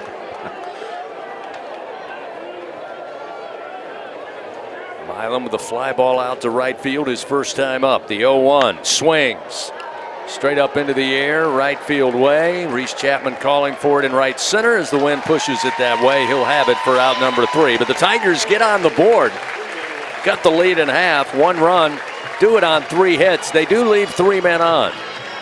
We now move to the bottom of the second inning, a 2-1 Tennessee lead here in Knoxville. Back after this on the LSU Sports Radio Network. Hey Tiger fans 12 and younger, don't miss your chance to be a part of Mike's Kids Club. Presented by Shell, the exclusive kids club of LSU Athletics. Join Mike's Kids Club for only $25. Get the official Mike's Kids Club t-shirt, free admission to select LSU athletic events, and much, much more. To learn about upcoming events and to join, please visit LSUMKC.com. The Mike's Kids Club, presented by Shell.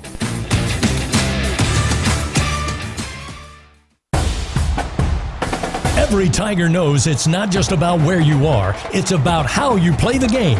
At LSU Online, we bring that same grit and greatness to your education.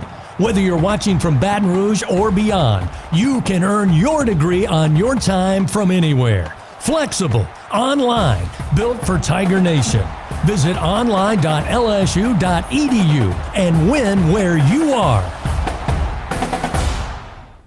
Get ready, Tiger fans! Venture Global is proud to partner with LSU Athletics, powering Louisiana and the world with clean, low-cost, reliable energy and fueling the future of our great state. As we cheer on the Tigers this season, we're also driving innovation, creating jobs, and supporting our local communities. Together, we're building a brighter, more sustainable tomorrow. Venture Global, proud partner of LSU Athletics, powering champions on and off the field. Go Tigers! Follow the powerhouse of college baseball on the LSU Sports Radio Network, powered by People's Health. LSU unable to put up the crooked number, but they played a run, making a 2-1 Tennessee lead. We hit the bottom of the second inning. It'll be Trent Grenlinger to lead it off, a right-hander. Grenlinger tonight in the lineup as the designated hitter. First delivery from William Schmidt misses outside. and it's 1-0. Grinlinger last night 1 for 3 for the Volunteers. The 1-0. Fastball again, missed outside, 2-0. Grinlinger is a powerful guy. Nearly had his first home run of the year last night off of Case and Evans, but the ball was ruled foul left of the foul pole. Schmidt's 2-0 delivery, lifted in the air but out of play right side. Make it 2-1. Grinlinger, 6'3", 211 pounds. He's a true freshman out of Huntington Beach, California. 2 balls, 1 strike to the right-handed hitter. Schmidt fires, swing and a miss. Challenged him with a fastball. Gets it by him at 97. That'll leave in the count 2-2.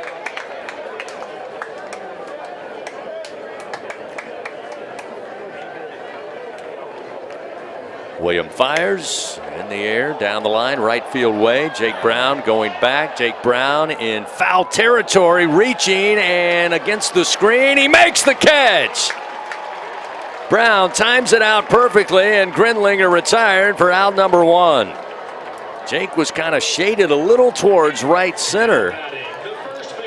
Took forever for him to get over there, but the ball held up long enough that he got to the screen, did not trap it, according to the first base umpire Eric Gaucher, and an excellent play by Brown. Records out number 1. That will bring Levi Clark to the plate. Levi had a solo home run last night for the Volunteers to tie the game 1-1 in the bottom of the 3rd. Breaking ball from Schmidt. In for a strike at the letters, and it's 0-1. Great play by Jake Brown. You hold your breath anytime a ball is hit in that direction. Fastball missed low and away. 1 ball, 1 strike. It's only 320 down in that right field corner, and the wall in front of the Tennessee bullpen is only about 5 feet high. 1 ball, 1 strike to Clark. Here's the pitch. Down the middle, thigh high for a strike. Gets William Schmidt ahead, 1-2.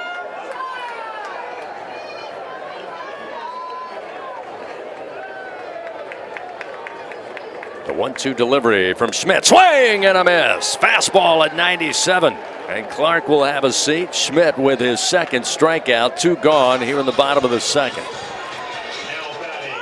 Definitely major league stuff on display by William Schmidt in that sequence of pitches. Jay Abernathy in the starting lineup for the Volunteers tonight. Batting .229, his 84th plate appearance. LSU going to bring Milam over from shortstop, play between Dardar and York on the right side of the diamond. First delivery fastball from Schmidt, fouled back into the screen. It's 0-1 to Abernathy. Abernathy making his first appearance in this series, his 24th start of the season for Tennessee. Abernathy, just his 21st plate appearance against the SEC this year. So that pitch missing for ball 1. Evens the count, 1 ball and 1 strike. Back batting .050 against SEC pitching this year. 2 outs, nobody on, the 1-1. Off speed for a strike, make it 1-2. Now they'll move Pearson from near third base to playing in the 6 hole. This defensive shift looking for Abernathy to pull. Left-handed hitter awaits. Schmidt looks in, starts the wind with 2 outs, the 1-2. Fastball, a little low. Nope, they rule it a strike 3, but it got away from Aaron Beatty all the way to the backstop, and Abernathy going to arrive safely at first. Well, that was a quick call by our home plate umpire, Brian DeBrawware. Seemed to take Aaron Beatty a little by surprise, and Abernathy as well. And it looks like Aaron Beatty says something's wrong with the catcher's mitt, so Josh Jordan going to take that one from him. Edward Yaman going to hand him a brand new one near the Tiger dugout as he immediately got up after chasing that ball and said, I need a new mitt. Fortunately for Schmidt. Gosh, tough break for Schmidt there, because now, first of all, you have to throw more pitches to get out of the inning. You got Abernathy at first base, who's definitely a steal threat. And now you're facing the top of the Tennessee order again. So Garrett Wright, who got aboard on a walk and scored in the first inning, will come to the plate here. Tough break as Abernathy struck out looking, but able to reach on the passed ball. 2-1 Tennessee leads. 2 outs, runner at first, and the first pitch to right. Ground ball backhanded by Milam beautifully. Long throw to first in time. Wow, Stephen Milam makes it look easy every single time. That'll do it for the Volunteers. No runs, no hits, 1 man left on. We move now to the top of the 3rd inning. It's a 2-1 Tennessee lead. Tigers coming to the plate. It'll be Brown, Cerna, and Curiel, 2, 3, and 4 when we continue on the LSU Sports Radio Network. Everything tastes better after an LSU Tiger victory. Similarly, everything also tastes better once you've baptized it with the handcrafted flavor of the original Louisiana hot sauce. So just imagine how truly tasty something would taste if it was doused in the original Louisiana hot sauce after an LSU Tiger victory. That's Louisiana Hot. Buy you some. What a matchup we've got, folks. Just nonstop action. The energy is electric and the fans are all in. An intense game like this calls for a Coca-Cola. Ah, crisp and refreshing. That's a game changer. Yeah, that taste scores every time. And just like that, they're back at it. Passionate fans and an ice-cold Coca-Cola. Now that's a winning combo. No matter the team, no matter the sport, everyone knows fan work is thirsty work. Enjoy a Coca-Cola. Squeeze every ounce of life out of every day. Memorize every sunset, every face you love, and climb every obstacle until you can't go higher. With Louisiana Blue, you're free to soar because you've got the compassion of the cross, the security of the shield, and the comfort of blue behind you. Live Louisiana. We've got you. Louisiana Blue. Louisiana True. We head to the top of the 3rd inning of LSU Fighting Tiger Baseball. Presented by Bengal Pest Products. Guaranteed overnight extermination with Bengal. Jake Brown leads it off for the Tigers here in the top of the 3rd. Tennessee leading 2-1 here in Game 2. First delivery missing from Coons. Ball 1. Here's the 1-0 pitch to Brown. Low for ball 2. 2-0. What an incredible play by Stephen Milam once again. Defensively at shortstop for the Tigers to get it out there in the bottom of the 2nd inning. Here's the 2-0 pitch to Brown. Ground ball towards the second baseman Grimmer. And the throw just in time. Brown hustling down the line, but the throw gets there in time for out number 1. I mentioned Milam. Bill, you've seen some great LSU Tigers over the years. Certainly great LSU shortstops. It's from a defensive standpoint, it's hard to compare anybody that you could say is better than Milam handling the glove and the throws as a Tiger shortstop. Just so smooth. He does everything flawlessly. See Omar Cerna. First delivery breaking ball from Coons. Going to miss for ball 1, 1-0. As Jay Johnson says, Stephen makes very difficult plays look very easy. The 1-0 to Cerna. Swing. It's a little bouncing ground ball. Grabbed at 3rd by Ford. He will spin, and a good throw to first in time for out number 2. So Cerna retired for the 2nd time, and now we'll see Derek Curiel, who had a single and scored in the 2nd inning. Tegan Coons threw only 13 pitches in the 1st inning. Tigers made him work in that 2nd inning. He had to throw 30 pitches in the 2nd inning, but getting back right here. Yeah, he's only thrown 5 pitches, and he's got 2 outs here in the 3rd. See if Curiel can throw a wrench in the gears here.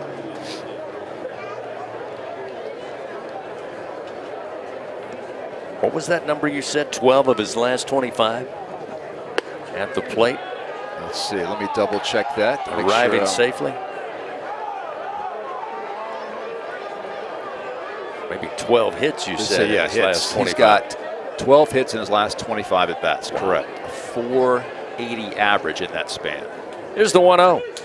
Right up the middle. Another base hit for Derek Curiel. A 2-out single right up the box. He'll extend the inning. Get John Pearson a chance to hit. Well, I can definitely do the math on that one. He's now 13 for 26, so he's batting 500 in his last 7 games.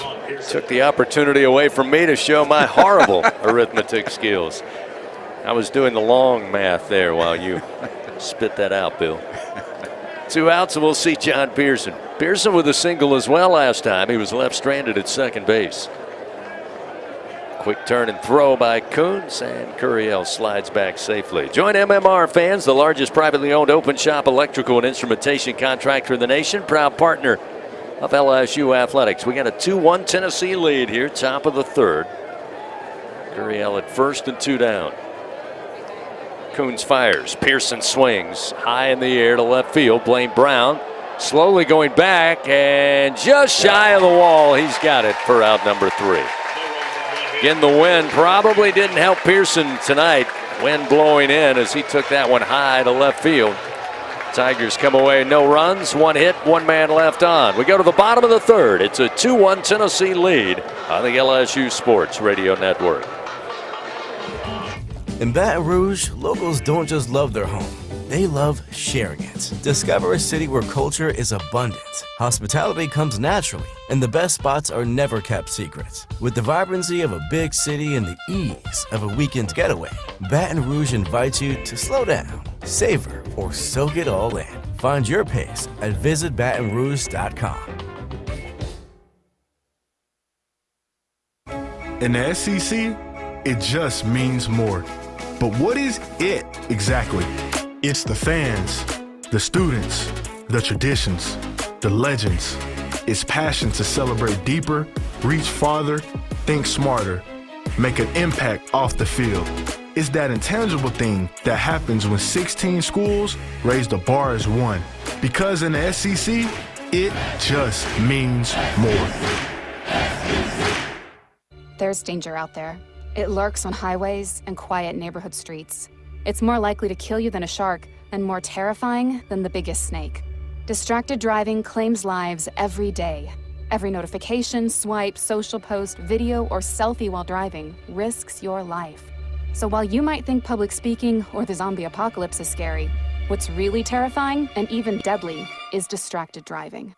Eyes forward, don't drive distracted. Brought to you by NHTSA and the Ad Council. The bottom of the third inning of LSU Fighting Tiger Baseball is presented by Bengal Pest Products. Guaranteed overnight extermination with Bengal. Tennessee leading 2-1. We hit the bottom of the third inning here in Knoxville. Fan scratch-made dishes, wall-to-wall TVs, craft beers and cocktails. Stop by today, order online or in the app. Walk On Sports Bistro, game on.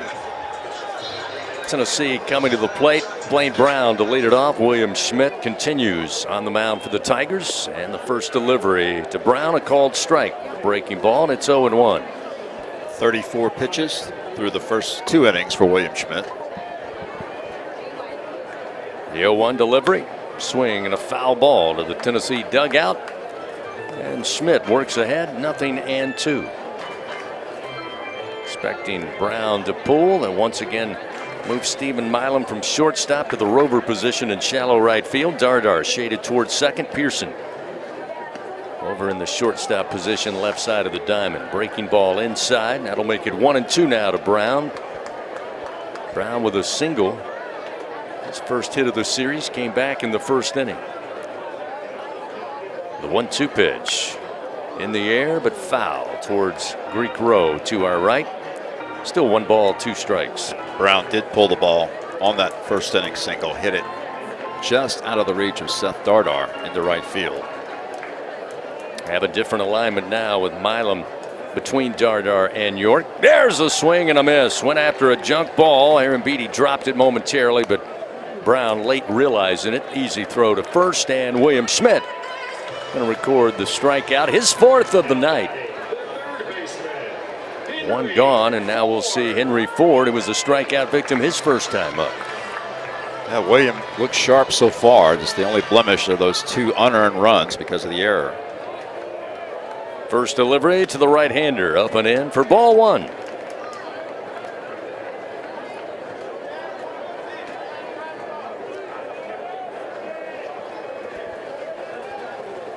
The 1-0 pitch, swing and a miss.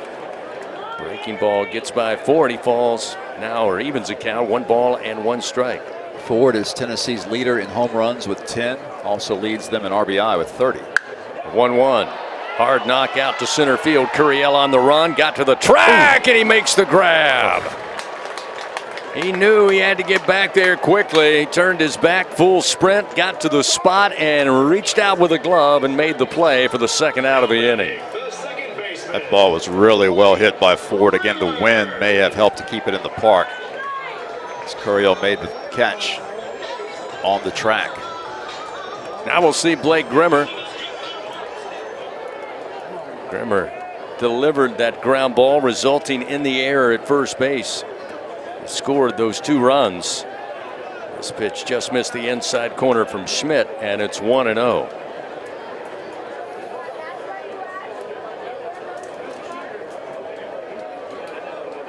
Again, expecting to pull. 3 infielders right of second base. As that pitch low, make it 2-0 now, the count to Grimmer.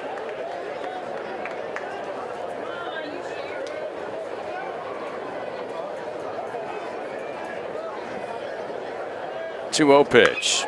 This one absolutely blasted. Solo shot to right field over the fence by Grimmer. That's home run number 5 on the season. And Tennessee extends their lead now 3-1.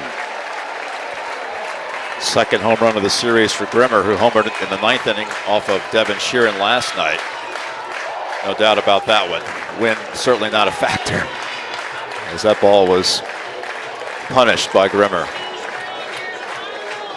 So now a 3-1 Tennessee lead. While we have a moment, let's pause. 10 seconds, station identification on this, the LSU Sports Radio Network. This is LSU Fighting Tiger Baseball on the LSU. 3, 2, 1. 3-1, Tennessee now leading after the solo shot. Out to right field, blasted by Grimmer. We'll see Reese Chapman now at the plate. And the 1-0 delivery hit a mile high into the air, shallow right field. Dardar on the turf calling for it. He'll have it for out number 3. Tennessee, though, with 2 outs, strikes for a solo shot, 1 run on 1 hit. They now lead by 2 runs, 3-1. Move to the top of the 4th inning. LSU, no stranger to trailing here at Lindsey Nelson. They came from behind last night. Seth Dardar, Chris Stanfield, and Zach York due up when we return on the LSU Sports Radio Network. Something new is happening at Cox. Now the price of your Cox internet and mobile plan won't go up for 3 years, and Wi-Fi equipment is included. So no frustrating price changes, just a lot more of what you want, like a pizza with extra pineapple. Yikes. Okay, let's stick with something everyone wants. No price changes on your plan, guaranteed. Learn more at cox.com/value. Must have at least 500 megabits per second speeds and Cox Unlimited mobile. Taxes and fees excluded from price guarantee. Mobile data speeds reduced after 20 gigs usage per month. Hey, Tiger fans, there's nothing quite like game day at the box. To add to the excitement at the ballpark, enjoy our all-beef 44 Farms Tiger Dogs. The finest dogs in the land because they are made of all-natural Angus beef. To learn more, please visit them at 44steaks.com. That's 44steaks.com. 44 Farms, proud partner of LSU Athletics. From corner stores to crawfish boils, the Louisiana Lottery's been making winners and memories for 35 years. To celebrate our 35th anniversary, we're introducing a host of new anniversary scratch-offs. Louisiana Treasures. Say it, Louisiana. Taste of LA. Play-O. And it's a Louisiana thing. 5 games, 5 ways to win big. Louisiana Lottery. Celebrating 35 years of reasons to smile. Must be at least 21 to purchase. The top of the 4th inning, presented by Dudley DeBosier Injury Lawyers. Throw your 4s up. Seth Dardar leads it off for LSU. They trail now 3-1 to Tennessee. Balls 3 runs on 2 hits. The Tigers 1 run on 4 hits and 1 costly error. First pitch to Dardar, ground ball fair inside the first base bag, but perfectly aligned was Levi Clark. Fields the ball behind the bag, wins the race to first, and there's one pitch and one out. That's the 52nd pitch of the game for Tegan Coons, the starting pitcher for Tennessee. And now he'll see Chris Stanfield, who singled his first time up, drove in a run right back at Coons. Came off his body, dropped him on the mound, and then bounced its way into center field, allowing Curiel to score from second base. Jay Johnson, seeing that Coons got that one pitch and one out, going to call an offensive timeout. Talk it over with Stanny, York, and Aaron Beatty just outside the LSU dugout. Fans, Blue Cross and Blue Shield of Louisiana, proud to be the official health insurance of LSU athletics. Louisiana Blue, Louisiana True. Coons not too pleased with the length of that timeout. Circled him out a little bit. Now he's back up on the rubber. He's gotten into a groove here. He's retired 5 of the last 6 hitters he's faced. Righty on righty matchup as Stanfield awaits. Coons winds and fires. Fastball for a strike. 0-1.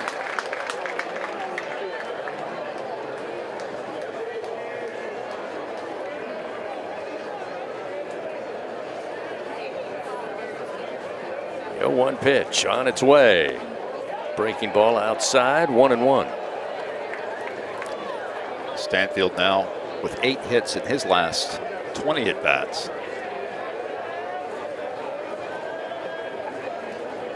Here's the 1-1 delivery.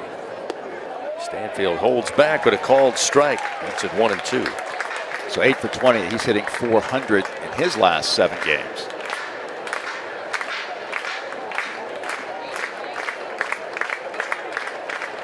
The 1-2 delivery to the plate. Fouled off by Stanley to stay alive. Still 1-2. Longest outing for Tegan Coons this year in an SEC game. 4 2/3 innings. He did that against Georgia back on March 13th. 1 ball, 2 strikes. Nobody on and 1 out. Stanfield awaits. And the pitch misses low to even the count. 2-2.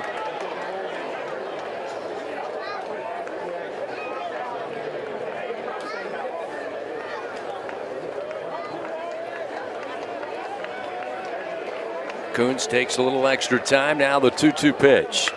Swung on, ground ball in the hole at 6. Marin with the backhand, a bouncing throw across the turf in time to get Stanfield for the second out of the inning.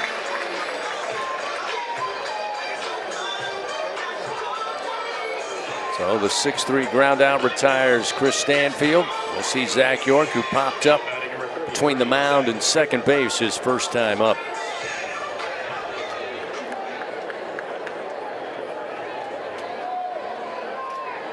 Been a handful of infield flies off the bat of York so far this weekend as that pitch rides high and outside. Ball 1. Zach looking for his first extra base hit in SEC play this year. A 1-0 delivery. It popped up foul, back behind home plate, out of play, and it evens the count. 1 ball, 1 strike. Toyota's Summer Start to Your Sales event coming up. Start your summer right in an exciting new Toyota. Visit your local Toyota dealer or Toyota.com today. 2 outs, nobody on. Here's the 1-1 pitch to York. Foul tip, but in the mitt of Garrett Wright. Now 1 ball, 2 strikes.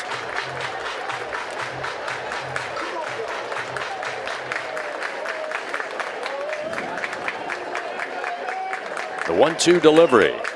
Foul back into the screen. York stays alive. Still 1 ball, 2 strikes. York in SEC play, 5 hits and 29 at bats. He has scored 7 runs and driven in 3 in conference games. 2 outs, the 1-2. Breaking ball, lifted foul as York fights it off just to get a piece. Still 1 ball, 2 strikes. Remember, fans, SeatGeek makes it easy to find tickets so you can be a part of all the celebrations this year. So whether you're buying or selling baseball tickets, SeatGeek, the place to do it. Official ticket marketplace of LSU athletics.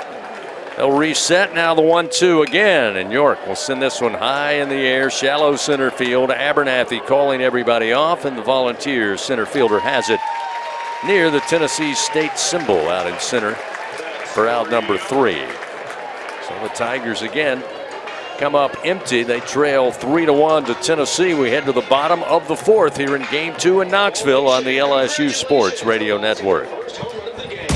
Hey, Tiger fans 12 and younger, don't miss your chance to be a part of Mike's Kids Club. Presented by Shell, the exclusive kids club of LSU Athletics. Join Mike's Kids Club for only $25. Get the official Mike's Kids Club t-shirt, free admission to select LSU athletic events, and much, much more.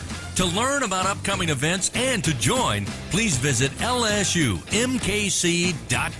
The Mike's Kids Club, presented by Shell.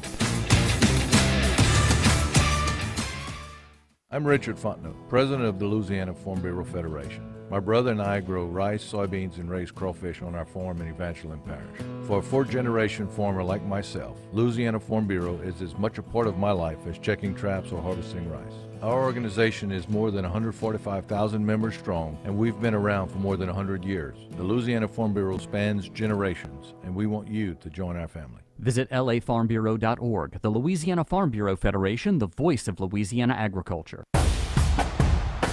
Champions make plays on the field and in life. With LSU Online, you can keep your career moving, earn your degree, and still run your own game plan. Learn anytime from anywhere and take the next step toward your goal line. It's time to make your move, Tiger fans. Visit online.lsu.edu. LSU Online. Win where you are. The bottom of the fourth inning, presented by Dudley DeBosier Injury Lawyers. Throw your fours up. Moving now to the bottom of the fourth inning, a 3-1 Tennessee lead. Manny Marin going to lead it off for the Volunteers. 3 runs on 2 hits, including the solo shot from Blake Grimmer. There in the bottom of the third inning, William Schmidt gives up just 1 earned run so far. A costly error, scored 2 early for the Volunteers in the bottom of the first inning. First pitch missing to Marin, 1-0. 1-0 delivery, looping breaking ball, but missed outside and low. Now 2-0. Marin grounded out to Stephen Milam, his first time up. 2-0 delivery, missed high. Now 3-0. Williams now over the 50 pitch mark. That was pitch number 51 for the Tiger right-hander. First time he's been down in the count 3-0. Took a little trip around the mound, now back up on the bump. Here's the 3-0 delivery. Missed high. So 4 pitches and a leadoff walk will put Marin aboard. You mentioned it yesterday, Bill. Unseasonably warm here in Knoxville this time of year. It's been in the low 80s since we arrived on Thursday. Again, I mentioned a lot of LSU fans making the trip. One of the better road trips in the SEC when it comes to baseball, as far as city is concerned. Knoxville, a great southern city. You and I just got here a little late on Thursday. Otherwise, we could have taken in Riverdance there at the Tennessee Theater. Saw that. I know you're a big fan. I'm disappointed. See Trent Grenlinger back to the plate. Breaking ball. Did he go around? They appeal to first, and Eric Gaucher says no. 1-0, the count to Grenlinger. I think I saw a little further down the street from our hotel, Robert Cray was playing. Oh, wow. One of the local music venues. So, yeah, a lot going on in downtown Knoxville. Jay Johnson now going to make a little trip out to the mound after 5 straight balls delivered by William Schmidt. He's just going to check on his sophomore right-hander here. Importance, without question, of keeping a 3-1 lead is very important. You remember last night, it's one of the things Kaysen Evans, to his credit, was able to do. I'm sure Kaysen would have liked to have pitched a little bit better, but he stayed in there, battled hard, and kept it within striking distance till the offense was able to catch up. I got to believe that's a little bit of what Jay is relaying now to William Schmidt. Yeah, especially here at the bottom of the Tennessee order. Do not want to allow them in this inning to turn that order around.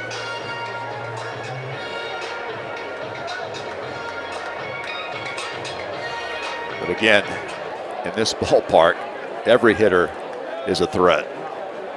1 ball, no strikes to Grenlinger with a runner at first, nobody out. Off-speed pitch missed inside. That'll make it 2-0. So now 6 straight balls offered up by William Schmidt, who was fairly locked into the strike zone.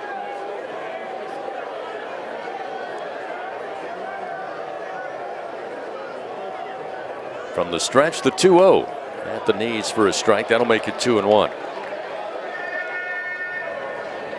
So William Shatner, Captain Kirk himself, is going to be at the Tennessee Theater the middle of this month. That is exciting. I mean, he's in his 90s now. Yeah. Snap throw over to check on the runner in Marin, who's 3 for 3 in stolen bases. Again, Tennessee not as aggressive as we've seen in years past. In fact, noticeable when you look up and down the Volunteer lineup. Here's a swing and a ground ball backhanded by Pearson. Long throw to second. The relay from Dardar is down in the turf. Can't be handled. I'm not sure they get Grinlinger either way, but they'll get the lead runner on the force play at second for the first out of the inning, and arriving safely is Grinlinger on the fielder's choice. Oh, nice job there by John Pearson. He was guarding the line. Ball hit well by Grinlinger. Pearson fields it cleanly, makes a strong throw to second base. Tigers nearly turn 2 there. Now we'll see Levi Clark. Clark, a strikeout victim to William Schmidt back in the second inning. 1 away and a runner at first. First pitch to Clark. He'll chase a breaking ball down in the turf, and it's 0-1.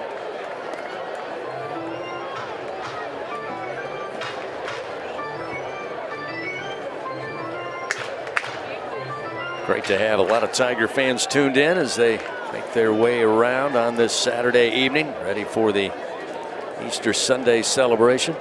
Here's the 0-1. Off the end of the bat to right field. Jake Brown coming over near the line, and he'll make the play, which will send Grinlinger back to first and record the second out of the inning.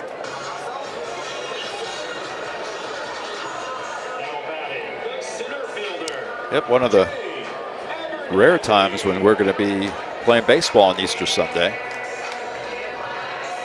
It's been a while since LSU's played on Easter. 12 noon expected Central Time tomorrow, the start of Game 3. Jay Abernathy swings and misses at the first offering, and it's 0-1. Abernathy struck out looking, but a pass ball allowed him to arrive safely at first base. His first time up, back in the second.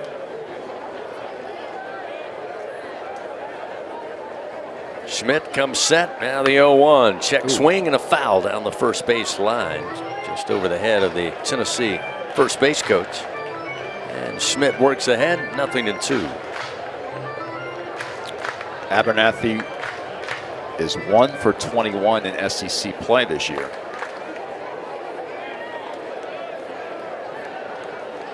Two outs and an 0-2 count. Abernathy awaits. Schmidt fires. Low and inside, it gets away from Aaron Beatty. Backstop, it will roll, and into second base goes Grinlinger. See how they roll that. Not sure if it hit the. Looks like Aaron Beatty attempted to make a backhanded stop, and it just got past him.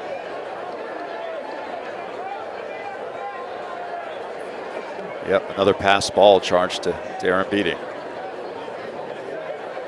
So now a 1-2 count to Abernathy. Balls with the runner in scoring position. Smith with a chance here to keep it 3-1. 1 ball, 2 strikes. Here's the pitch.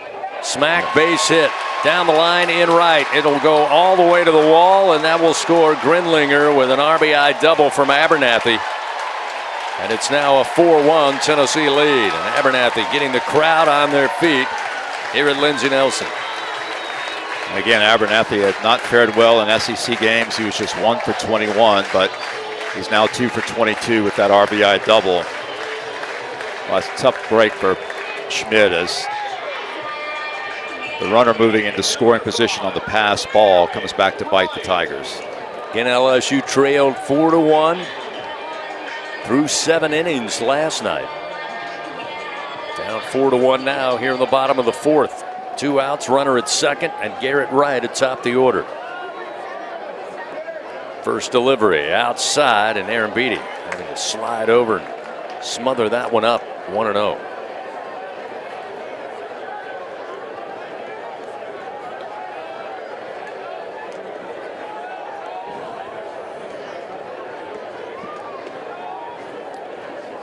Schmidt with the 1-0. Overhand breaking ball, but missed low. 2 balls, no strikes.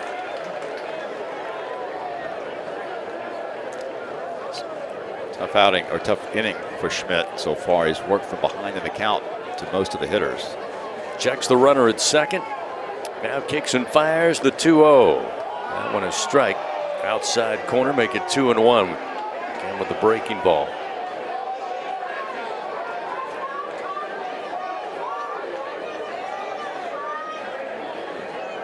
Two balls, 1 strike, 2 outs, runner at second.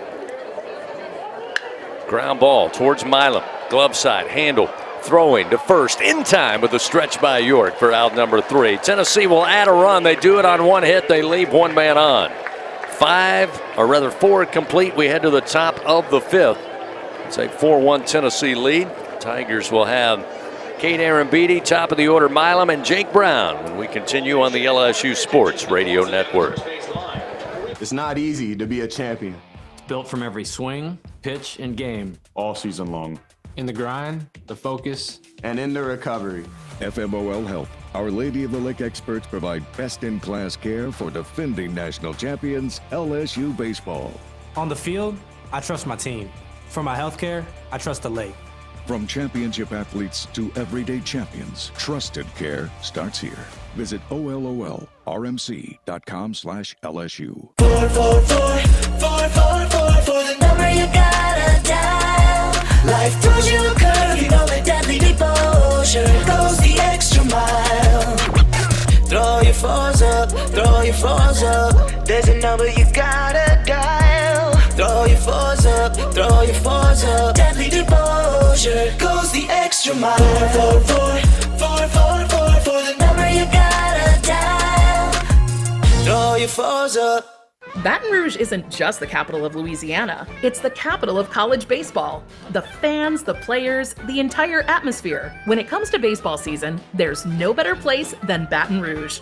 And the fun extends beyond the box, with plenty to do off campus. Explore some of Baton Rouge's best fights, visit our incredible museums, and enjoy the sweet sounds of swamp blues, born right here in Louisiana's capital city. Check out visitbatonrouge.com for more things to do on your next trip.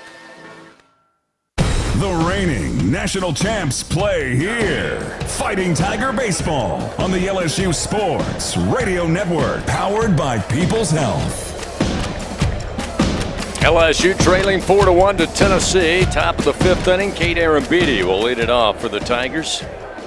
Tegan Coons ready to work. And the first pitch, swing and a miss. Change up in on the hands, and it's 0-1. Tonight's game 2. A little similar to last night's game 1. Tennessee kind of chipping away, getting some runs across. They lead by 3. Here in the middle part of game 2. That pitch outside to Arambidi, make it 1 ball and 1 strike. Tigers offense needs to make some noise now against Coons. He's having the best outing of the year so far in the SEC. 1-1 pitch. Missed high for ball 2, 2-1. Also similar in the way that last night Landon Mack kind of had his offense giving him a short lead. Eventually the Tigers got to the bullpen and made hay in that 8th inning. 2-1. Missed low at the knees to Arambidi. Now 3 balls and 1 strike. So Coons has retired 7 of the last 8 hitters he's faced. The only one to reach base in that span was Curiel when he singled in the 3rd inning. 3-1 to Arambidi. Missed away, and a leadoff walk for Cade puts a runner aboard for the Tigers. Coons gives up his 2nd base on balls of the night. And that'll bring Stephen Milam to the plate, top of the order. Rare walk for Coons. Both walks have been issued to Arambidi. He now only has 8 walks on the season. And Josh Elander, the Tennessee head coach, is making his way to the mound. Again, Coons has not pitched beyond 4 2/3 innings in any SEC game this year. Looks like he's made the call. They've got a pitcher. Well, no, looked like he was headed towards the gate, but they're still going to talk it over on the mound. So no official decision yet for Coach Elander. Coons is at 69 pitches right now. Looks like, yes, they have made a call. Making a call to a left-hander out of the pen, so a pitching change powered by Sunshine. If you need a game-changing upgrade, trust Sunshine, your hometown John Deere dealer in Louisiana. keep your home turf in tip-top shape. Well, I was about to mention it took a while to get to the bullpen against Landon Mack. Not the situation here tonight. Tegan Coons, who pitched masterfully, giving up just 1 run and 4 hits. Now going to hand the baseball off to a left-hander. We'll tell you about the new Tennessee pitcher and get back to action. LSU trailing 4-1. They've got a runner at first, nobody out. Stephen Milam at the plate when we come back here in the top of the 5th on the LSU Sports Radio Network. It's not easy to be a champion. Built from every swing, pitch, and game. All season long. In the grind, the focus, and in the recovery. FMOL Health, Our Lady of the Lake experts provide best-in-class care for defending national champions LSU baseball. On the field, I trust my team. For my healthcare, I trust the lake. From championship athletes to everyday champions, trusted care starts here. Visit ololrmc.com/LSU. At Hancock Whitney, we don't leave things to chance, including the Tigers season. That's why we ran thousands of our LSU Visa debit cards through every game day ritual around the Gulf South. Get your LSU Visa debit card and some good game day luck for the Tigers this year. Learn more at HancockWhitney.com/LSU. Gotta carry that purple and gold. Hancock Whitney, official bank of LSU Athletics. Hancock Whitney Bank, member FDIC. At Sunshine, your hometown John Deere dealer in Louisiana, we know that every great game starts with a perfect field. Our equipment, whether it's a mower or a tractor, we can ensure your grass is always game day ready, so you can focus on making memories. Because at the end of the day, it's more than just a game. It's about the community, the joy, and the LSU traditions. Visit sunequip.com to get the best starting lineup of John Deere equipment. Sunshine is a proud sponsor of LSU Athletics. Follow the powerhouse of college baseball on the LSU Sports Radio Network, powered by People's Health. New pitcher on the mound for Tennessee. Cam Appenzeller, a left-hander, face Stephen Milam, who switch hitter now will bat from the right side. LSU trailing 4-1. Kate Aaron led off with a walk. He's at first base. So now we'll see the left-hander and the first pitch to Milam. Catch the outer edge for a called strike with a 91-mile-an-hour fastball, and it's 0-1. Cam Appenzeller is a true freshman. He's really been the star of the Tennessee bullpen this year in his first collegiate season. There's the 0-1. Misses low, 1 ball and 1 strike. The lefty is 3-0. His ERA is 1.37. This is his 10th appearance. He has 29 strikeouts in 26 and a third innings. He's given up just 4 runs on 16 hits and walked only 4. The 1-1 to Milam. Ground ball through the 4-hole. Nobody at home. They had shifted the defense to the left, and Milam, it's his first Bingo Pest Product base hit of the game. Getting maybe one of the lightest hit balls he's had, but nobody at home at second base. So batting from the right side, sends it the other way, and with nobody out, runners first and second now for LSU. And we'll see Jake Brown. Brown so far tonight, 2 groundouts to the second baseman, Blake Grimmer. First hit of the series for Stephen Milam. First pitch to Brown, swing, ground ball coming over to his left. Grimmer, his only play is to first. He'll throw there to get the first out of the inning. LSU will get 2 in scoring position now with Aaron Beatty at third, Milam now at second base. So runners in scoring position with less than 2 outs. And Jay Johnson talking over with Omar Cerna, trying to see if he can get the job done. Tigers have out-hit Tennessee 5-3, but trail 4-1 because Tennessee has an RBI double, a solo homer, and taking advantage of an error. Meanwhile, LSU's 5 hits have all been singles. Tigers need an extra base hit. Put some crooked numbers up.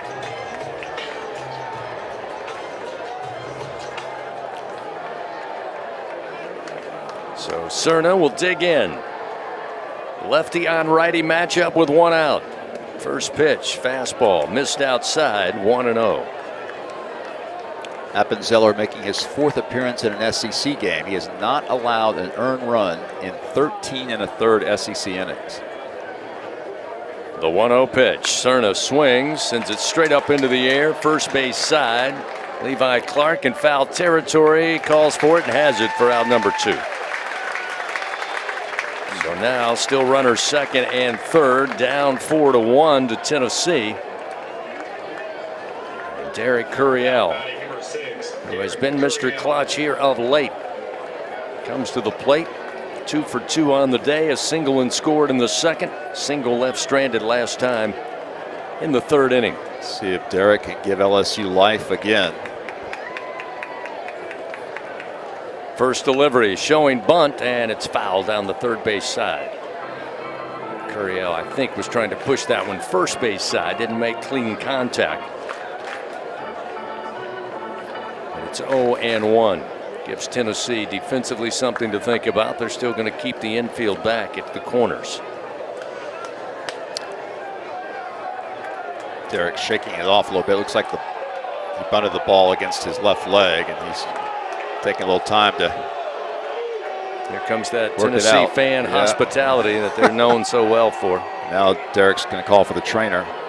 Isaac Trujillo is going to take a look at his leg as well. Looks like the ball hit him around the knee. Nothing like booing an injured player. Yeah. Jay Johnson also coming over, of course, to check on the Tiger All-America center fielder. Yeah, looks like he is giving to that left leg, and as you said, Bill, kind of grabbing right around the side of the knee and top of the kneecap. Just the way Derek's swinging the bat right now, you hate for anything to disrupt that rhythm. Looks like he's going to be okay. Boo at a guy who just wants to make sure he's feeling all right. Wow.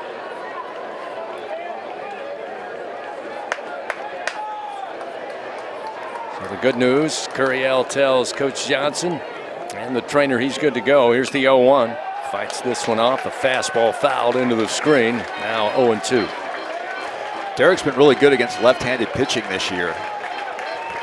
He's hitting .469 against lefties, but tough spot here against the lefty Appenzeller, down 0-2. 2 outs, runner second and third. Here's the 0-2 to Curiel, and he swings and sends a light fly ball into the seats down the line in left.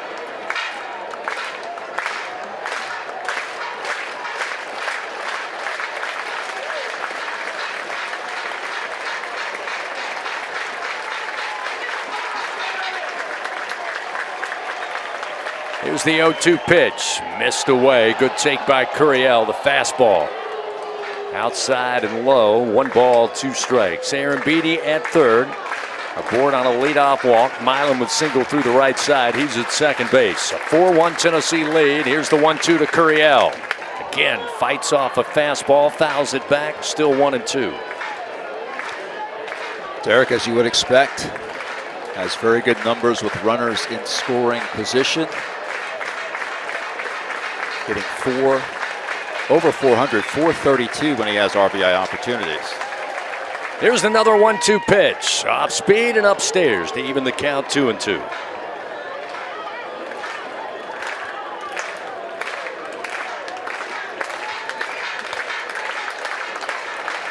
Another 2-2 delivery. Called strike 3. Nice pitch that time by Appenzeller, and down on strikes goes Curiel. And the Tigers' threat comes up empty. No runs, 1 hit, 2 men left on in scoring position. It's still a 4-1 Tennessee lead. We head to the bottom of the 5th. Back after this on the LSU Sports Radio Network. At Toyota, we don't just build trucks. We build something that's meant to last. That's why the 2026 Tundra is built to tough it out and to take it easy. Built to carry tradition and to make new ones. Built stronger, built louder, built here. The 2026 Toyota Tundra. Built in Texas, driven everywhere. Test drive at your local Toyota dealer or visit Toyota.com today. Toyota, let's go places. Feature availability differs based on trim. See Toyota.com for details.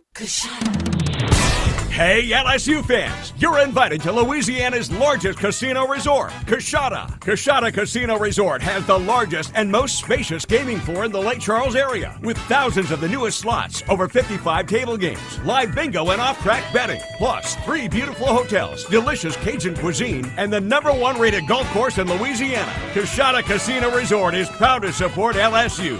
Go Tigers!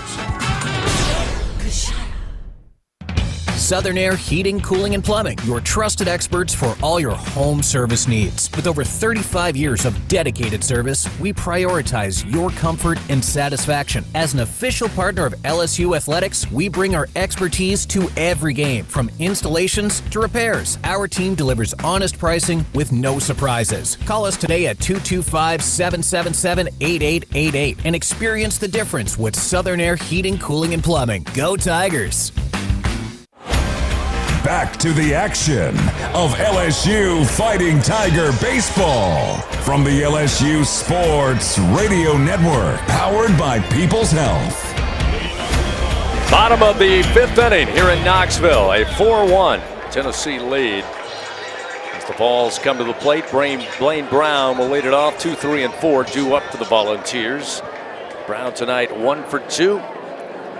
And the first delivery from William Schmidt fouled off, and it's 0-1. Schmidt working into the 5th inning here this evening, his longest SEC outing. 5 1/3 innings last week against Kentucky. 0-1. Breaking ball just missed inside. 1 ball and 1 strike. William has thrown 68 pitches so far. 1-1 to Brown. Swing and a ground ball foul. First base side. Puts William Schmidt ahead 1-2. LSU Athletics in partnership with Baton Rouge Area Foundation and Visit Baton Rouge announces a new initiative, Death Valley Live. Set to bring world-class entertainment and events to Tiger Stadium. Check out lsusports.net/Death Valley Live for additional information. Swing and a miss. Down on strikes goes Brown from the breaking ball from William Schmidt. Again, that's his 5th strikeout on the night. And you said it, Bill, multiple times. Poor William. And as you said, a 4-1 Tennessee lead, but gifted 2 of those runs on a fielding error back in the bottom of the 1st inning. Now we'll see Henry Ford. Breaking ball missing high, 1-0. Ford tonight 0 for 2, a strikeout victim in the 1st. And then absolutely hit a baseball on the button to center field, fielded by Curiel on the track. The 1-0, look out. Dropping down is Ford. That one thrown over his head, and it's 2-0. You had the 2-run error in the 1st inning. Then you had the pass ball in this last inning that also contributed to a Tennessee run. So it's been tough luck for Schmidt. 2-0. They'll say missed at the knees. Ooh. William not happy with that. He's going to take another slow walk around the mound. 3 balls, no strikes to Ford.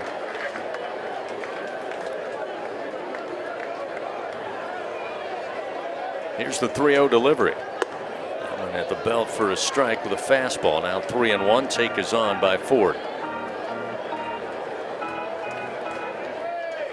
Schmidt working quickly. The 3-1. Knocked in the air to center field. Curiel going back on the run to the track to the wall, and he makes the catch and slams into the center field wall just left of the 390 sign. Curiel with a fantastic play in center records the 2nd out of the inning. Another ball ripped by Henry Ford, but Curiel records the 2nd fly ball out on the Tennessee 3rd baseman. Henry Ford has kept Derek Curiel very busy tonight. Wow. Hard impact against the wall as Derek makes the catch and just bangs into that center field wall. But he pops up quickly and he's ready to go. Blake Grimmer had the solo home run back in the 3rd to make it a 4-1 Tennessee lead. He'll stand back in now. He's been aboard twice. He had the ground ball that was mishandled by York that allowed 2 runs to score back in that 1st inning as Schmidt delivers a fastball strike. 0-1 the count.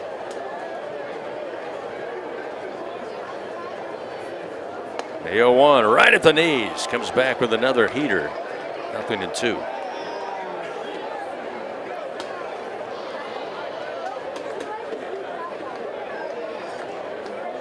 See if he dials it back here, try to get him off balance. The 0-2 comes right back with a breaking ball, but it's down in the turf and inside. 1 ball, 2 strikes.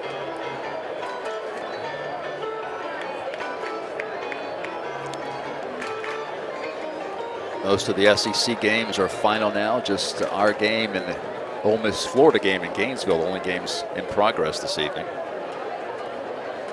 2 outs and the 1-2 pitch. Sweeping breaking ball, and Grimmer gonna swing and miss for out number 3. William Schmidt now with strikeout number 6. Give him a half dozen on the night. That'll do it for the Vols in the bottom of the 5th inning. They go quietly. It's still a 4-1 Tennessee lead. Top of the 6th, and the Tigers have Pearson, Dardar, and Stanfield. 5, 6, and 7 coming to the plate when we return on the LSU Sports Radio Network.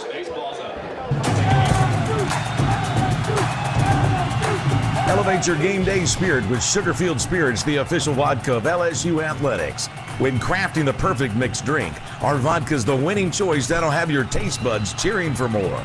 Sugarfield Spirits, where the spirit of the Tigers meets exceptional locally made vodka. See our winning lineup at sugarfieldspirits.com or visit us at our tasting room in Gonzales.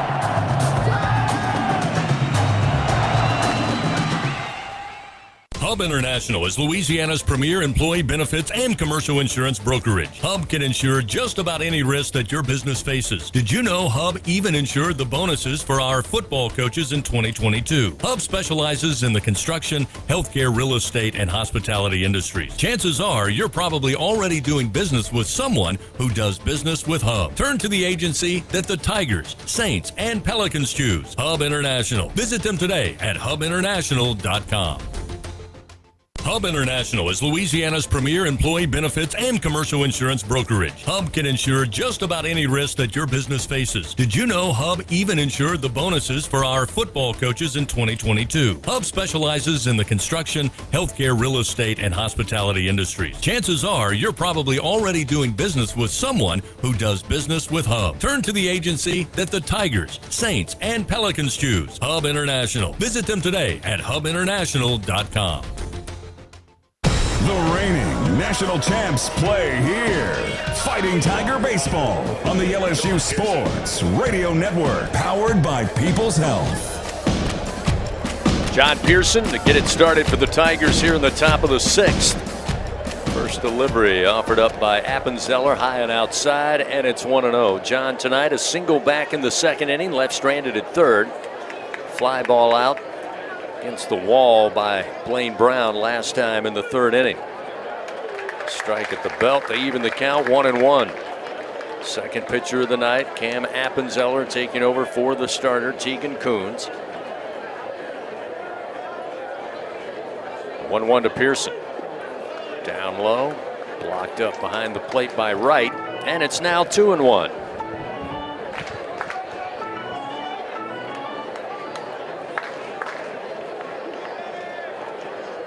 Two-one delivery on the inside corner.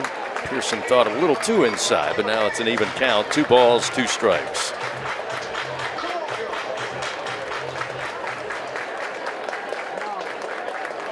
Two-two pitch. Chased one outside, swing and a miss by Pearson. Appenzeller with the strikeout, his 2nd in relief, 1 gone. Start the top of the 6th inning. Fans, when the Tigers win, you win. Enter promo code LSU50. The day after an LSU baseball win, you'll receive 50% off your online pizza order at papajohns.com. Better ingredients, better pizza, Papa John's. My public service, once again, just a reminder, LSU won last night's game 1, 7-5. Seth Dardar to the plate. First pitch to the left-hander. Outside corner called strike. Fastball finds the zone for Appenzeller, and it's 0-1. Dardar tonight 0 for 2, a strikeout. He grounded out to Levi Clark unassisted at first back in the 4th. Here's the 0-1 from Appenzeller. Curveball just outside, 1-1.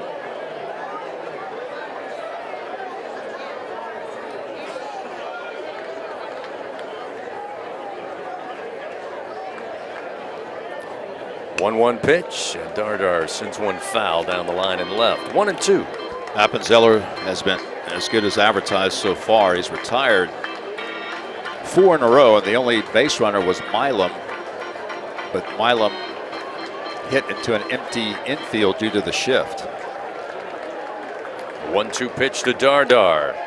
Called strike 3. Got fooled on that one. They had Wright set up to the outer edge to the left-handed hitter. Pitch actually right across the fat of the plate. And with 2 down, we'll see Chris Stanfield. I think Dardar would like to have that pitch back.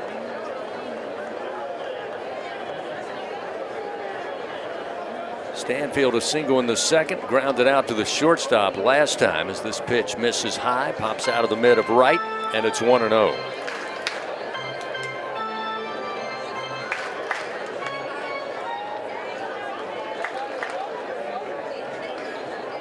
The 1-0, Stanfield sends one in the air, right center field. Abernathy, though, runs it down just shy of the track for out number 3. And the Tigers go quietly in the top of the 6th inning, 3 up and 3 down. Still a 4-1 Tennessee lead. We head to the bottom of the 6th. Back in a moment on the LSU Sports Radio Network. Everything tastes better after an LSU Tiger victory. Similarly, everything also tastes better once you've baptized it with the handcrafted flavor of the original Louisiana hot sauce. So just imagine how truly tasty something would taste if it was doused in the original Louisiana hot sauce after an LSU Tiger victory. That's Louisiana hot. Buy you some.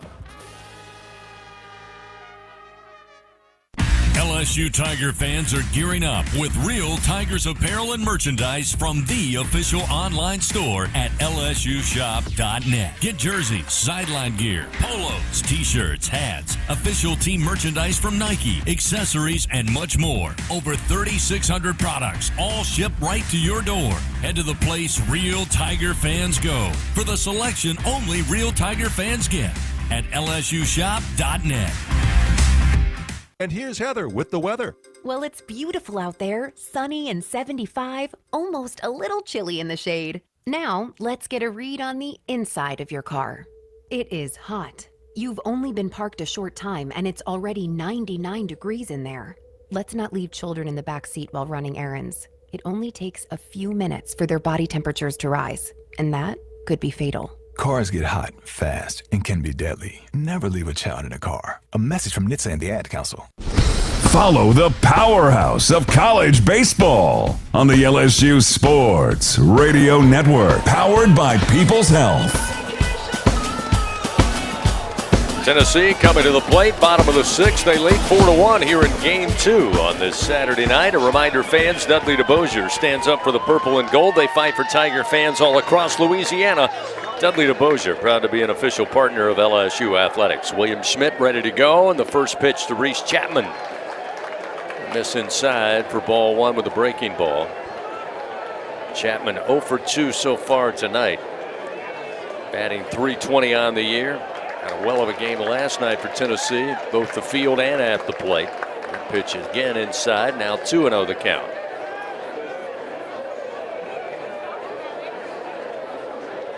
Schmidt delivers. This one yanked but foul down the right field line. 2-1. Schmidt now into the 6th inning for the second straight SEC start. He's thrown 82 pitches. 2-1 pitch way upstairs, now 3-1. He's allowed 4 runs, but only 2 earned runs. 3 hits, 2 walks, and 6 strikeouts for Schmidt. Here's the 3-1 pitch to the plate, and a swing and a miss. That'll fill the count now to Chapman, 3-2. He flied out to Brown in right field in the first, popped up to Dardar at second base and shallow right field last time in the third.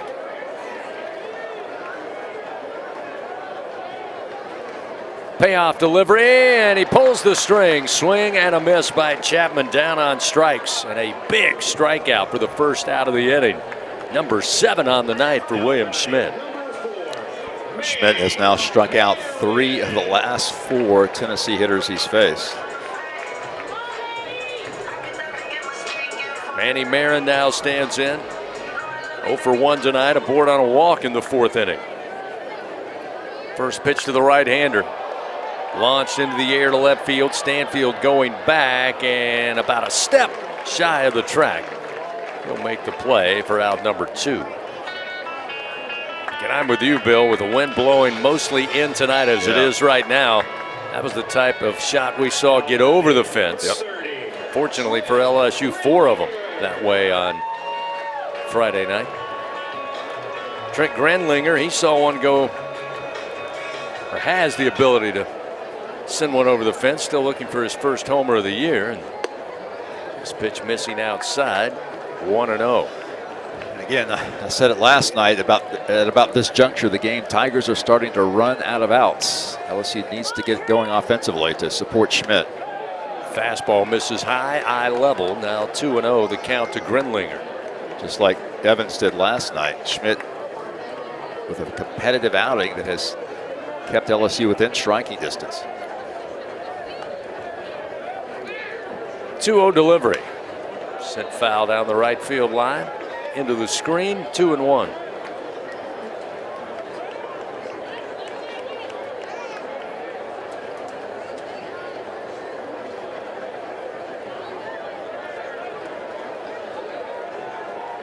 Grenlinger readies the bat. William Schmidt starts the wind. With 2 outs, the 2-1. Breaking ball outside into the left side of the batter's box. Now 3 balls, 1 strike.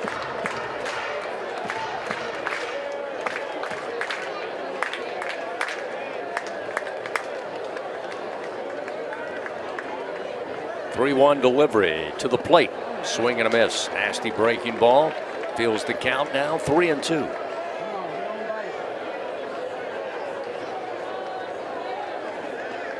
Find a 3rd strike here. Tigers can take a little momentum back into the dugout.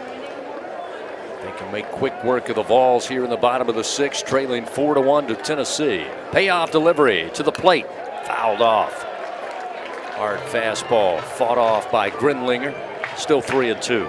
It's the game everyone loves to play. Play Scrabble Scratch Off from the lottery. You could win up to $50,000. Pick up Scrabble Scratch Off today. Must be at least 21 to purchase. Nobody on. 2 outs. Grenlinger at the plate. William Schmidt. Payoff delivery number 2. Sent high in the air down the line. Brown gives it a look, but it will find its way into the seats out of play. Still 3 balls, 2 strikes. We can't tell you that Auburn defeated Arkansas tonight 8-3, so Auburn wins that series. Alabama edged Oklahoma 3-2, so Alabama wins that series in Norman. And Texas defeated South Carolina 4-1. The Longhorns win 2 out of 3 over the Gamecocks in Columbia. Another payoff delivery to the plate, and another foul ball as Schmidt again tried the fastball. Grenlinger fights it off. Re-racking, another payoff pitch upcoming. The other finals today, Kentucky defeated Missouri 9-2. That series even at 1 apiece. And Georgia completes a sweep of Mississippi State today, 8-5 victory for the Bulldogs in Starkville. Another payoff delivery. Missed outside, and Grenlinger receives a 2-out walk. SEC scoreboard brought to you by Republic Finance. Visit Republic Finance for all your personal loan needs. Get started at republicfinance.com/Tigers. So Grenlinger heads to first. And with 2 outs, it'll be Levi Clark, who's 0 for 2 tonight. And the only other game in progress is in the early stages in Gainesville. They're at the top of the 2nd inning. No score between Ole Miss and Florida.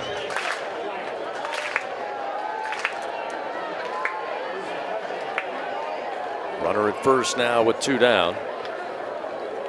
Pitch clock down to 5, and Aaron Beatty rose to call for time and then immediately said, hey, William, throw over to first so that we can reset it and we can call for time. So they're going to meet on the mound with the infield for LSU, keeping our eye on Jay Johnson on the top step down there in the 3rd base dugout. 2 outs, runner at first for Tennessee. 4 runs on 3 hits. Tigers 1 run on 5 hits. That 1 error, Bill, stands out big on the scoreboard and in the stat book. And 2 of Tennessee's 4 runs unearned back in the 2nd inning, or rather 1st inning, bottom of the 1st. 95 pitches now for Schmidt, and that might be his limit. We'll see if Coach Johnson decides to make a move. Infield now headed back to their respective positions. Yeah, Jay is walking back inside the dugout. Looks like he's going to stick with Willie. So Levi Clark, right-hander, stands in.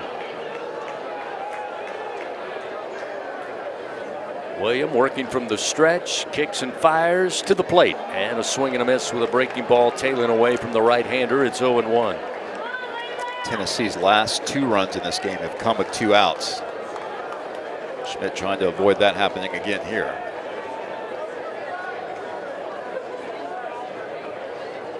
The 0-1 pitch to the plate, just outside, missing for ball 1.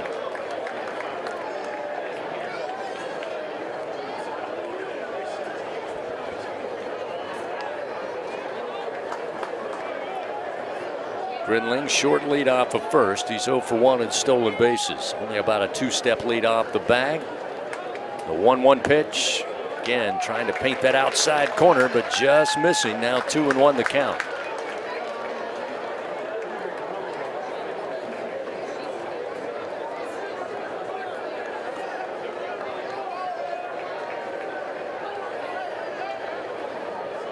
Clark, the right-handed hitter. Dardar just right of second base. Pearson hugging the line at third. Milam straight up. He's got a couple of steps on the left center field turf at shortstop. 2-1 the count to Clark with 2 down. The pitch going to hit him. Pitch was up and in, caught him on the arm. That'll put 2 runners aboard now for the Vols with 2 outs. Again, that pitch count closing in. 99 pitches thrown now for William Schmidt. It's Jay Abernathy had the RBI double in the 4th inning, and that's going to bring Jay Johnson out of the dugout. And that'll be all for William Schmidt tonight. And this is Williams' longest outing of the year, both in terms of pitch count and in innings pitched. 5 2/3 innings, 99 pitches. Tigers going to go to a left-hander out of the bullpen. A pitching change powered by Sunshine, your hometown John Deere dealer in the great state of Louisiana. 4-1 Tennessee leads. They've got 2 outs in the bottom of the 6th. Runners first and second. New pitcher going to face Jay Abernathy when we get back to it in Knoxville after this on the LSU Sports Radio Network. Hi, I'm Kevin Falk, LSU Hall of Famer. My years at LSU were amazing. I've always loved celebrating with my teammates, especially when someone was serving up some delicious Manda sauce. For a lot of Tiger fans, it's just not game day without Manda in the mix. Serving top quality sausage and original seasoning is Manda's strong side, but it's Manda's flavor that's always got me running back for more. You get it? Running back for more. After 75 years, the flavor still says it all. Manda Fine Meats, the official smoke sauce of LSU Athletics. BRQ Seafood and Barbecue is a home run for flavor, excitement, and an unforgettable experience. Savor their daily specials or indulge in their brunch every Saturday and Sunday. Special occasion? Let BRQ cater your event or host your gathering on their outdoor patio, The Backyard. Now open daily. As the official catering service of LSU Athletics, they are the top choice for your game-winning celebrations. Visit online at brqrestaurant.com. See their daily specials, catering options, or to reserve a table. BRQ Seafood and Barbecue, where unforgettable moments await, both on and off the diamond. At Sunshine, your hometown John Deere dealer in Louisiana, we know that every great game starts with a perfect field. Our equipment, whether it's a mower or a tractor, we can ensure your grass is always game day ready, so you can focus on making memories. Because at the end of the day, it's more than just a game. It's about the community, the joy, and the LSU traditions. Visit sunequip.com to get the best starting lineup of John Deere equipment. Sunshine is a proud sponsor of LSU Athletics.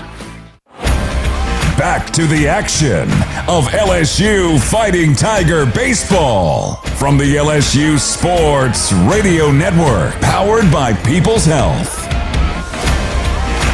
Tiger fans, find out how you can build a better workday every day with Cintas. Visit Cintas.com. Get ready for the workday. New pitcher on the mound for LSU.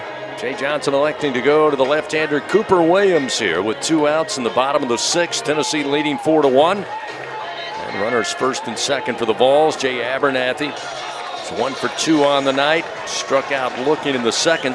Made it aboard on a pass ball. And then in the 4th inning, had a double to right field to score a run for the Vols. He'll stand in, the left-handed hitter, to face the left-handed throwing Cooper Williams. Williams coming off a good outing last week against Kentucky, an inning and a third, no hits and no runs. First delivery to Abernathy. Swung on, foul off the side of the bat, rolls to the backstop, and it's 0-1. Williams, the LSU lefty, 1-1 this year. His ERA at 8.74. That's a little deceiving. He does have 18 strikeouts in 11 and a third innings. This pitch up and in, scoots Abernathy off the plate, evens the count 1-1. Opponents hitting only 186 against Williams, as he's allowed just 8 hits. He has allowed 1 homer this year. Williams, the 1-1 pitch. Sent back foul off the bat of Abernathy. Gets Williams ahead in the count, 1-2.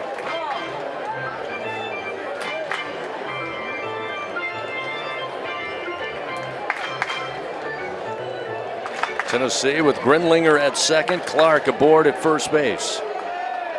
Williams called upon, trying to keep it a 4-1 Tennessee lead. With 2 outs and a 1-2 count, the pitch to the plate. At the belt, called strike 3, and Abernathy knew it. Turned before it cracked the mitt. Big strikeout for Cooper Williams, just what Jay Johnson needed and wanted in that situation. And Tennessee comes away empty-handed, no runs, no hits, 2 men left on. It's still a 4-1 Volunteer lead. We head to the latter innings. Top of the 7th coming up, LSU to the plate. It'll be York, Aaron Beatty, top of the order Milam when we return on the LSU Sports Radio Network. Ew, it's a roach! Fear not. Champ is here. Your weapon is Bengal Roach Spray. Bengal Spray technology is designed to flush out the entire colony, targeting the source of the problem, making sure these pests don't die unseen in your walls, ensuring far-reaching results that prevent infestations from returning. Now that you're all protected, my job here is done. Bengal, the official pest control of LSU athletics. In a region famous for its cuisine, Blue Plate Mayo has been a staple since 1927. From New Orleans to Lafayette, Houma to Baton Rouge, it's the mayo Louisiana reaches for when it's time to make something delicious. Whether it's dressing a po' boy or making that perfect dipping sauce for crawfish, it has to be Blue Plate. Blue Plate Mayo, the official mayo of LSU athletics. That's the good stuff. Ew, it's a roach! Fear not. Champ is here. Your weapon is Bengal Roach Spray. Bengal Spray technology is designed to flush out the entire colony, targeting the source of the problem, making sure these pests don't die unseen in your walls, ensuring far-reaching results that prevent infestations from returning. Now that you're all protected, my job here is done. Bengal, the official pest control of LSU athletics. Back to the action of LSU Fighting Tiger Baseball from the LSU Sports Radio Network, powered by People's Health. Zach York will get it started for the Tigers. Still looking for his first hit here in Knoxville. It's the first pitch offered up by Appenzeller, a strike on the inside corner, and it's 0-1 to York. 0 for 2 tonight, went 0 for 4 last night at the plate. Breaking ball missed low and away. Now 1 ball, 1 strike. You know, York has actually been very good against left-handed pitching this year. He's hitting over 500 against lefties. The 1-1 at the knees for a strike. 1 ball and 2 strikes. Appenzeller in relief tonight. Longest outing at 6 innings of work last week against Vanderbilt. A 1-2 ground ball, but it's hit right at the second baseman Grimmer, who was in the shift right of second base. Actually, it was Marin who handled it for out number 1. So York retired, and we'll see Kate Arambidi at the bottom of the lineup.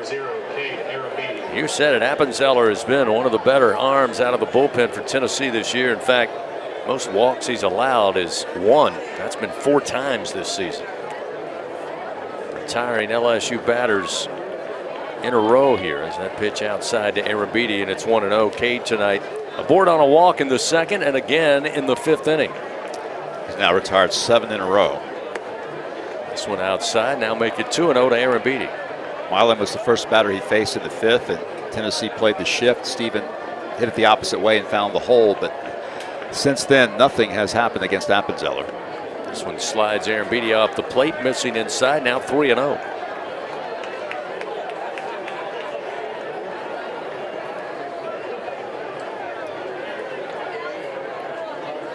Delivery. Take was on, strike is there. It's now 3-1. Aaron Beatty can grip and rip if he sees a pitch he likes. Hitters count here with 1 out, nobody on. 3-1. Almost looked like a take again. That's now 3-2.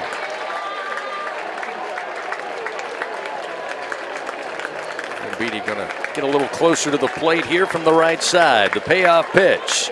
Hit in the air to center field. Abernathy on the run. He slows up, and he's got it for the 2nd out of the inning. So another one retired by Cam Appenzeller. 2 outs. Stephen Milam, as Bill just told you, the last one and the first one he faced to get aboard. And Tiger offense just not a whole lot of production tonight. 5 hits, but all singles, and Appenzeller now has retired 8 straight. First pitch to Milam, swing and a miss at a fastball up. 0-1. Against the right-hander, the switch hitter Milam batted from the left side. Now the 2nd time against Appenzeller, swinging from the right side of the plate, fouls this one off, and it's 0-2.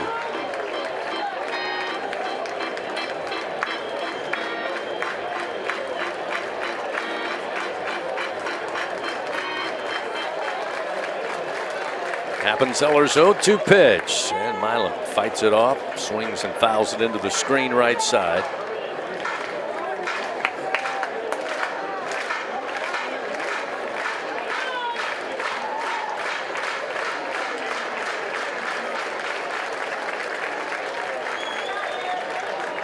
The 0-2 pitch, down low in the turf, got away from Garrett Wright, the catcher. Now 1 ball, 2 strikes. Well, the Tigers did it again last night. They helped Tennessee get their largest attendance ever at Lindsey Nelson Stadium, 7,195. Well, tonight they do it again. New record, 7,259. So 1-2, another delivery, and a slow bouncing foul ball down third off the bat of Milam keeps it 1-2. In fact, Tennessee is the opponent for LSU's single game home attendance record at Alex Box Stadium. So these two teams definitely draw a lot of interest. The 1-2 pitch might have been out of the zone, but Milam not willing to risk, fouls this one back. Still 1 ball, 2 strikes. So Appenzeller having to work here against Stephen Monster Milam, trying to get something going with 2 outs for the Tigers here in the top of the 7th, trailing Tennessee 4-1. Another 1-2 pitch outside with a heat, 2-2. Yep. Steve finds his way on base, and you at least give Brown a chance to swing.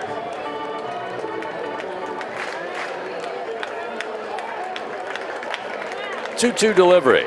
Breaking ball, swing and a miss. Couldn't line it up with the bat. Milam down on strikes. Appenzeller with strikeout number 4. That'll do it in the top of the 7th inning. Time to stretch it out here at Lindsey Nelson Stadium on a Saturday night. Tennessee leading 4-1. They come to the plate in the bottom of the 7th after this on the LSU Sports Radio Network.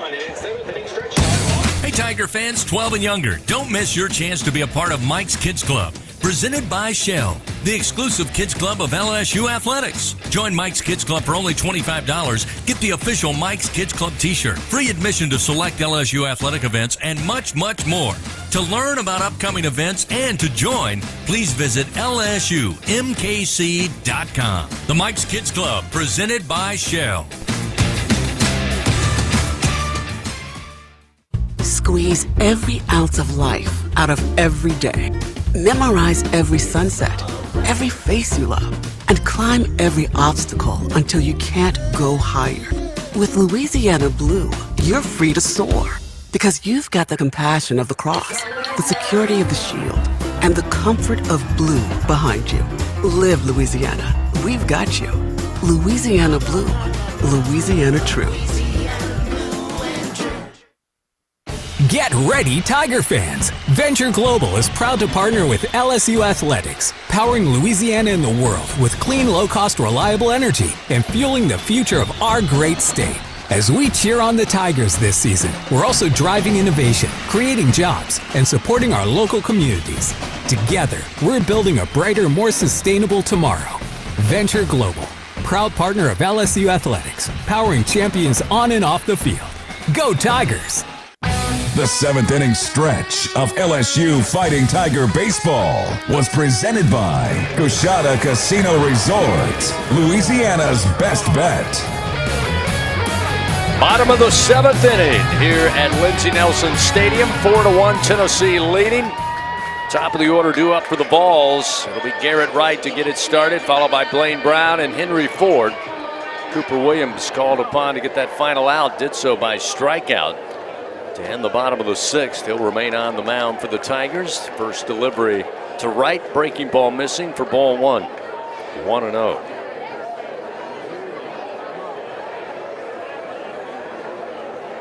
Delivery and a swing and a miss by Wright, leaving it up 1-1. Jeff Palermo sending us a great note moments ago. Jay Clark and LSU Gymnastics headed to the national championships once again, Billy. Semifinals coming up April 16th in Fort Worth. This pitch just missing off the outside corner. Now 2-1 the count to Garrett Wright. A couple of 10s today for Tiger Jim. Here's the 2-1 pitch. Off the end of the bat, down the line, right field way, and it will drop foul. What an elite program that Coach Clark has. LSU Gymnastics, those young ladies are not only great athletes, they're fearless. To be able to do what they do is remarkable, and to do it at such a high level. And LSU certainly a contender for its second national title in the last 3 years. Kalen Chio had another 10 on vault. Kalia Lincoln another 10 on floor for LSU Gym. This pitch missing low and inside. Now that's going to move the count to 3-2 to the leadoff hitter Garrett Wright here in the bottom of the seventh. Payoff delivery, miss low, ball four.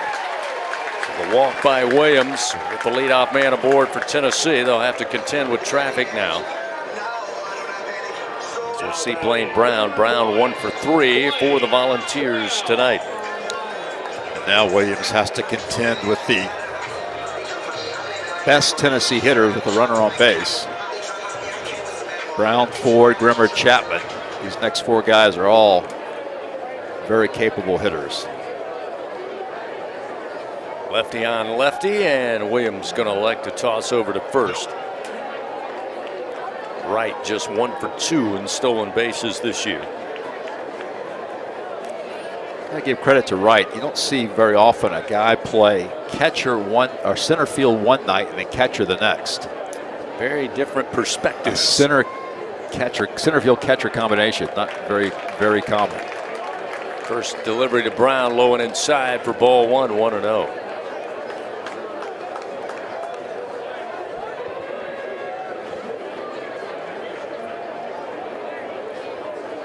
Williams looks in, now the pitch. Check swing and a foul down the third base line. That one almost got him on the hands. Brown, though, comes around with a check swing, and it evens the count 1-1.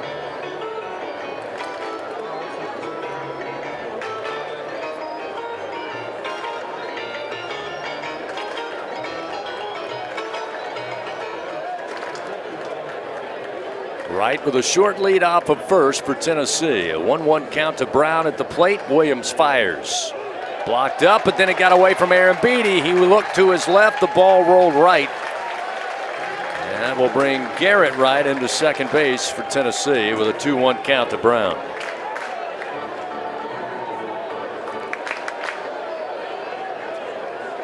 Unfortunately, free bases have plagued the Tigers in this game.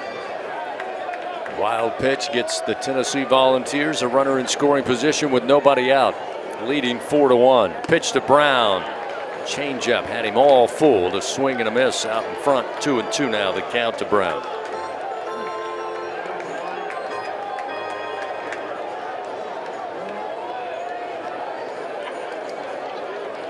Williams from the stretch. The 2-2. Swing and a miss.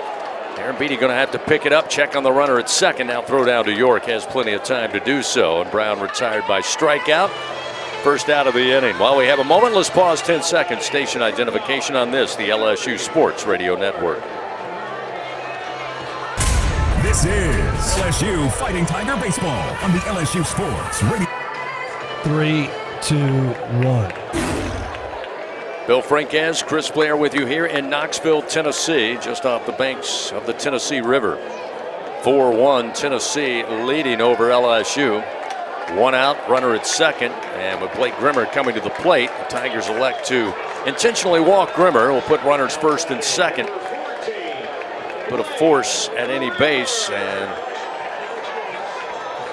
check that. That was actually Ford that was intentionally walked. Grimmer now coming to the plate. So Grimmer tonight, 1 for 3, had the solo home run in the third inning. Tigers electing to intentionally walk the right-handed hitting Ford and have Williams face the lefty Grimmer with the lefty Chapman on deck. And now pitching coach Nate Yeske is making his way to the mound. Things certainly going to heat up in South Louisiana come summertime, but whenever you're ready to cool it down, fans, count on Slow Melt Ice, a leader in providing packaged ice for industrial and retail businesses in South Louisiana. For more info, check out slowmeltice.com, SLOMELTICE.com. The Tigers tonight trailing 4-1. Again, Tennessee mounting a threat here. Runners first and second, just one out. Nate Yeske continuing to talk it over with Cooper Williams in the Tiger infield. Tigers again trailed going into the top of the 8th last night. First things first, get back into the dugout, keep it a 3-run lead, and then maybe find a little 8th inning magic again here in Knoxville. So now Cooper back up on the mound. Grimmer stands in. Lefty on lefty here. Right down at second. Ford on the intentional walk at first. Cooper fires, and the off-speed pitch at the knees for a strike, 0-1.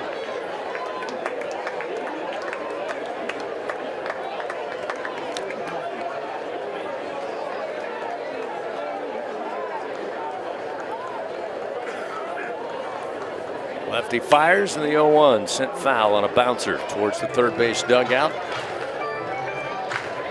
Coop now ahead in the count, 0-2. Grimmer has hit lefties well this year. Coming into the series, he had 8 hits and 20 at-bats, a .400 average against left-handed pitching.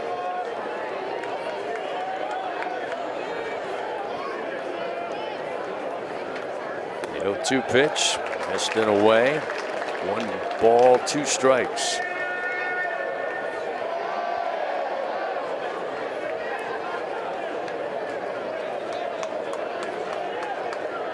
Runners take their short lead on first and second with 1 away.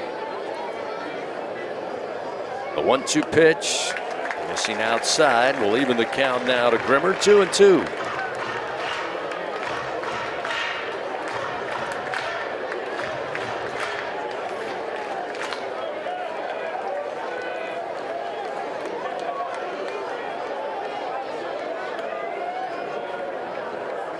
Two pitch to the plate. Bouncer, slow, high chop, going to be handled by York. He'll step on the bag at first to record the second out of the inning. Will advance runners to second and third, but now Cooper Williams just looking for that final out to keep it a 4-1 Tennessee lead. Thought it might be trouble. Williams took off from the mound. Took that high chop, kind of slowly bounced in the air, but York able to make the call, and Coop yields out of the way, lets his first baseman record that second out. Now we'll see Reese Chapman, thorn in the side of the Tigers at the plate last night. So for 3 so far here in game 2.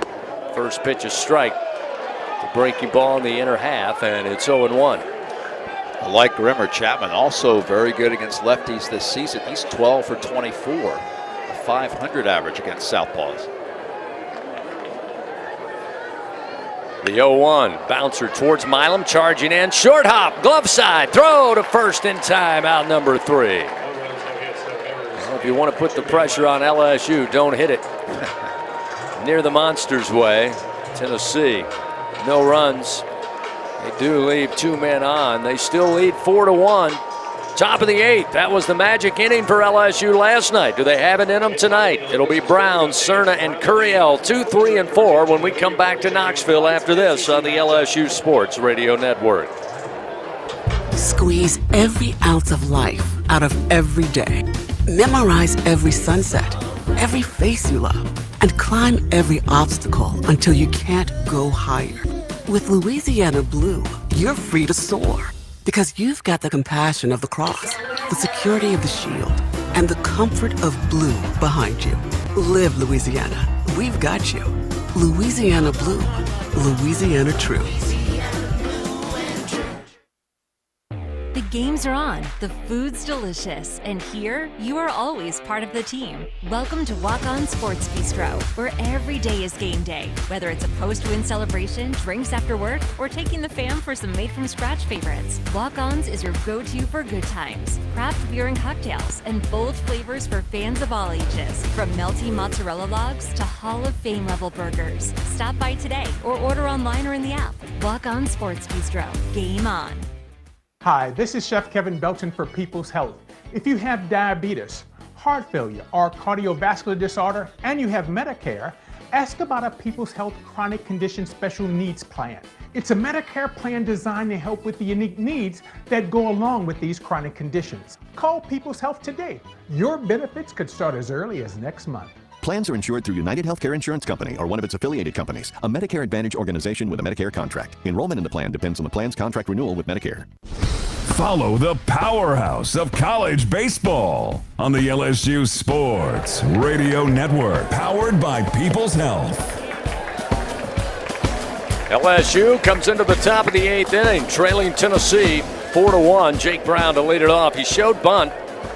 Pitch was a called strike from Cam Appenzeller, and here's the 0-1. Breaking ball drops in a little low. 1 ball, 1 strike now to Brown, who's 0 for 3 tonight. 3 ground outs at Blake Grimmer, the second baseman. 1 in the first, 1 in the third, last time in the 5th. Here's the 1-1. Again, sharply hit ground ball, but it's right at Grimmer.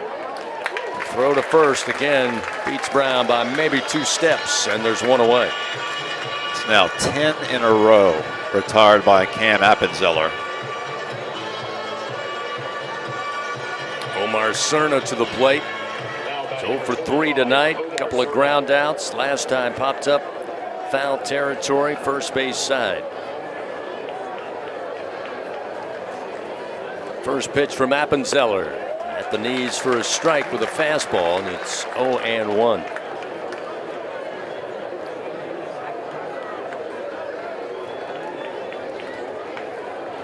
The 0-1 delivery upstairs, outside, evens the count, 1-1. Tigers opened the 5th inning with an error-beating walk and a Milam single, but LSU has not gotten a runner on since then. 1-1, Cerna, check swing, pops it up to the mound, and Appenzeller takes a few steps forward and squeezes it for the second out.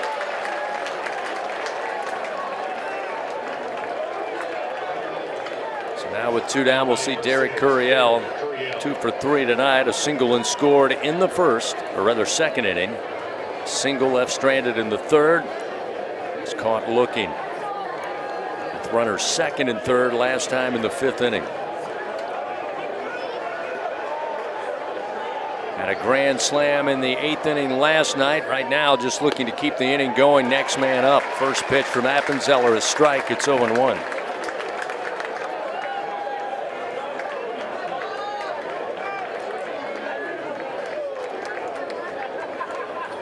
The 0-1. Bounces down in the turf. 1 ball, 1 strike to Derek Curiel.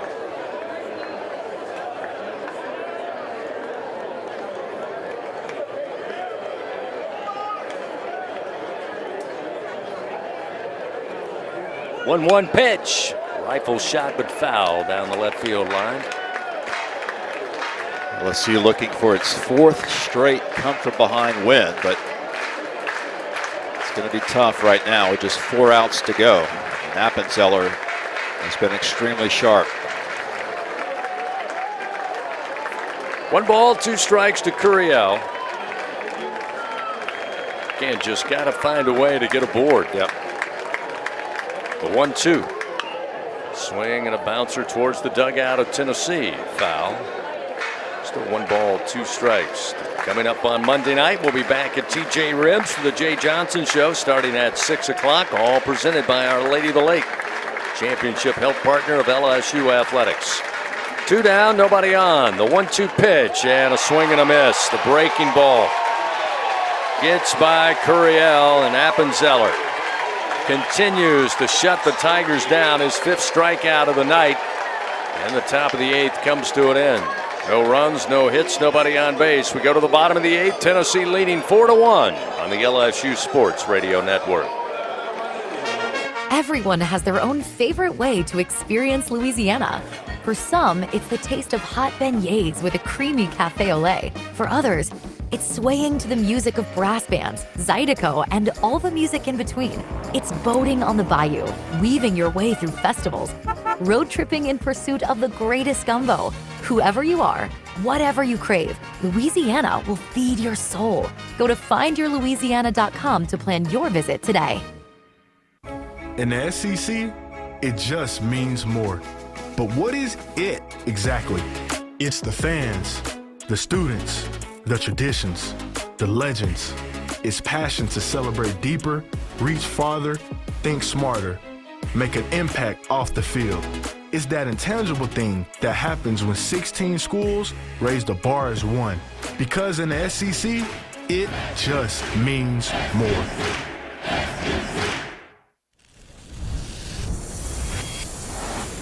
Half of the world's population depends on rice for 80% of their daily food needs. By 2050, population growth could increase rice demand by 30%. But as climate changes, rice output is decreasing. At LSU, we're using genetics, genomics, and AI to create new rice that yields more with less resources. We're not just feeding the hungry, we're growing a better future. Back to the action of LSU Fighting Tiger Baseball from the LSU Sports Radio Network, powered by People's Health. Fans, a reminder, don't let AC outages keep you on the bench this summer. Text the words home run to 31996. Get a $59 AC system check from AccuTemp Services, proud partner of LSU Athletics. Well, we reached the bottom of the 8th inning. Tennessee still out in front, 4-1. They come to the plate here. It'll be Marin, Grinlinger, and Clark, 6, 7, and 8 in the Vols order. New pitcher on for the Tigers, number 97, Marcos Paz, the right-hander. Marcos Paz, big right-hander, true freshman out of Carrollton, Texas, 6'2", 228 pounds. Marcos on the year is making his 9th appearance. He's 0-1 with an 8.38 ERA. He's worked 9 2/3 innings, has 16 strikeouts over 9 2/3 innings of work. He's allowed 9 earned runs on 8 hits, and he's walked 12. Opponents hitting .216 against him. First pitch to Marin, gonna miss low. Ball 1, 1-0. Cooper Williams with another nice outing. An inning and a third for Williams. No hits, no runs, 2 walks, 2 strikeouts. The 1-0 from Paz, cranked to center field. Curiel, though, back there and able to get to it in time for out number 1. So 2 pitches, results in and out. Off the bat of Marin, we'll see Trent Grinlinger now. Grinlinger 0 for 2 on the night. Aboard on a fielder's choice in the 4th inning, came around to score. Also got aboard by way of walk in the 6th. Tiger pitching has certainly been effective tonight. William Schmidt, 5 2/3 innings, just 2 earned runs on 3 hits, 3 walks, 7 strikeouts. This one a strike at the knees to Grinlinger with the breaking ball, 0-1. But Tegan Coons and Cam Appenzeller of Tennessee have been marvelous on the mound as well. The 0-1. Fastball low, 1 ball and 1 strike.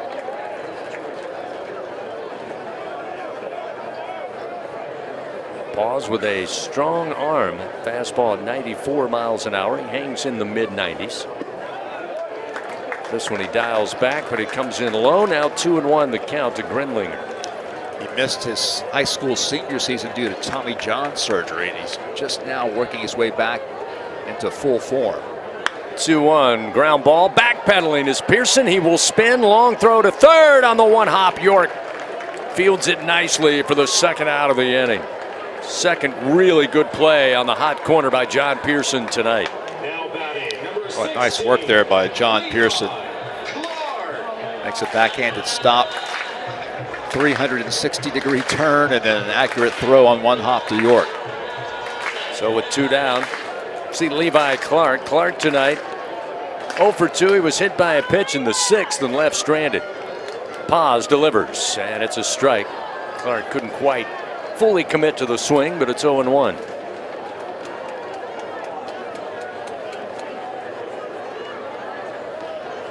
The 0-1 delivery. Woo, way outside. Aaron Beatty stretching out to get that one. 1 ball and 1 strike.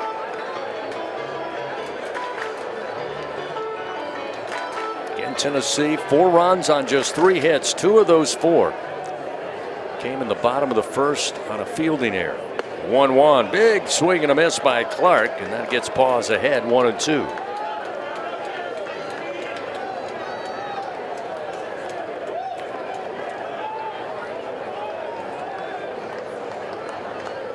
The 1-2 delivery down in the turf, blocked up by Aaron Beatty.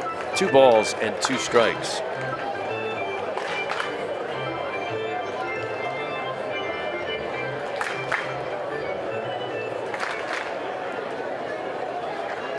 Marcos shakes off the first sign. Now steps up on the bump with 2 outs, nobody on. And the 2-2. Reaching out, chasing a ball down low, fouling it off as Clark keeps the count 2 balls, 2 strikes. Serving the world's best baby back ribs, fresh seafood, Cajun-inspired comfort food, and home of the Jay Johnson Show, Monday nights at 6. TJ Ribs, located at 2324 South Acadian Thruway, there in the capital city. Another 2-2 pitch from Paz, and this one yanked but high and out of play right side off the bat of Clark. Will keep it 2-2. Tennessee looking to break a 4-game losing streak in SEC play. Tigers will have 1 more chance. Another 2-2 delivery from Marcos Paz, and another foul ball sent high into the concourse right side. Still 2 balls and 2 strikes.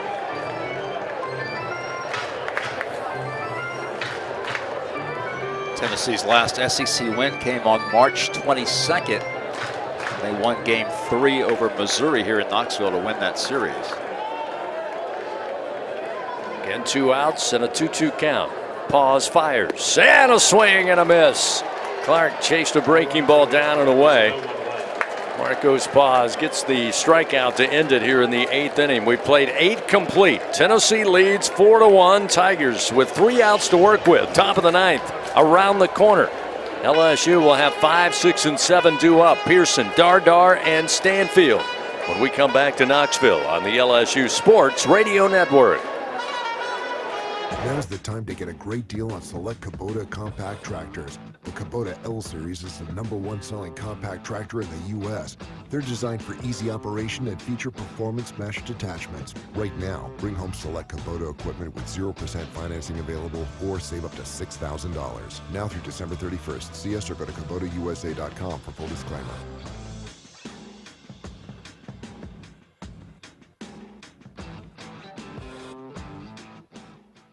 I'm Louisiana Attorney General Liz Murrill. Knowing the facts is the key to winning a case in court and also winning in life. To be a champion, you have to make good decisions, and one of those is to not vape. Vaping can destroy your lungs with toxic metals and chemicals. Some devices contain lead and nickel and even formaldehyde. Vaping can cause severe health problems, so choose to be a champion.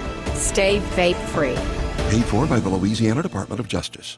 Game day starts local, just 2 miles from Tiger Stadium. Oxbow Rum Distillery is the official rum of LSU athletics. Handcrafted from Louisiana sugarcane, grown right across the river. From cane to glass, every bottle is pure Louisiana pride. So, whether you're mixing up cocktails at your tailgate or joining us at the tasting room, make it a win for local flavor. Oxbow Rum Distillery, located downtown Baton Rouge. Go Tigers! The reigning national champs play here. Fighting Tiger Baseball on the LSU Sports Radio Network, powered by People's Health. Reached the top of the 9th inning. Tennessee leading 4-1. Trying to even up this series here in Knoxville. John Pearson to lead it off for the Tigers. Rally cap time, Tiger fans, wherever you are tonight. Pearson followed by Dardar and Stanfield. There's a strike to John, make it 1 ball and 1 strike. Cam Appenzeller, 4 innings of work, giving up 1 hit. That was the first batter he faced. Stephen Milam, since then, he has retired Tiger after Tiger. The 1-1 to Pearson. Missed inside at the hips. 2 balls and 1 strike. Gives me a moment to wish my mother, Thelma, a very early happy birthday. Sure, she's got her rally cap on there in South Carolina listening in tonight. Here's the 2-1, and a swing and a miss by Pearson. Chased one inside, now 2-2. John tonight had a single back in the second. Since then, a fly ball out to left to the track, and a strikeout victim last time in the 6th. The 2-2 pitch, and a ground ball, 1 hopper. Fielded by Ford at third. Long throw to first in time. 1 gone here in the top of the 9th. Pearson retired 5-3, and now we'll see Seth Dardar.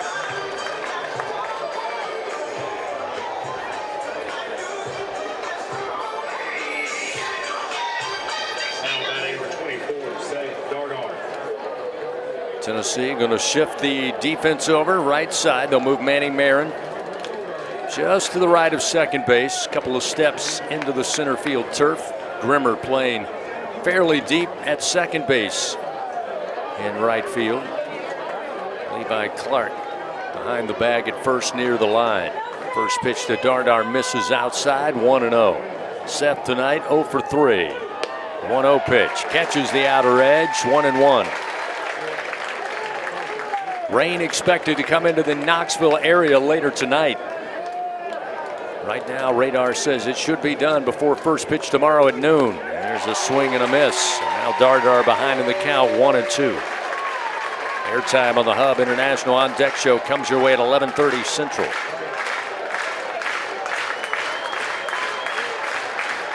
One out, nobody on. Here's the 1-2. Look out. Up and in to Dardar, who has to spin out of the way.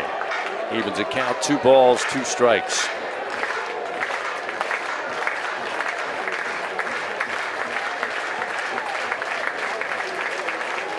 A 2-2 delivery. Breaking ball and a late swing by Dardar. Didn't pick it up in time, and now 2 gone. As Appenzeller records his 6th strikeout of the night. And it comes down to Chris Stanfield trying to extend this game with 2 down in the top of the 9th. Down 4-1 to Tennessee. All fans now on their feet here at Lindsey Nelson. Stanfield 1 for 3, and the first pitch a called strike with a fastball, and it's 0-1. Appenzeller the right, or rather left-hander, Stanfield the right-hander. The 0-1 pitch. Strike at the knees. It's now 0-2 with 2 outs.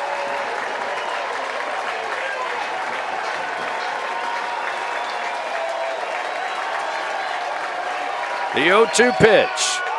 Fouled off by Stanfield to stay alive. Count remains 0-2.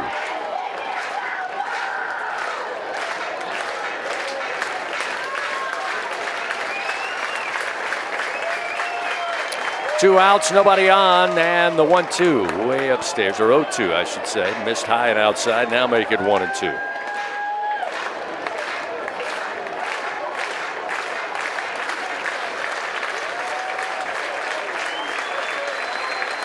Pitch to the plate, Stanfield Sends one high in the air, left field way. Blaine Brown, though, coming over, and he will have it. And Tennessee has evened up the series with a 4-1 win tonight. The winner of this series will be decided on Easter Sunday. With the win, Tennessee reaches their 20th victory of the year, moved to 20-11. They are now 4-7 in SEC play. For the Tigers, they fall to 21-11. Dip back under 500, now 5-6 in SEC action.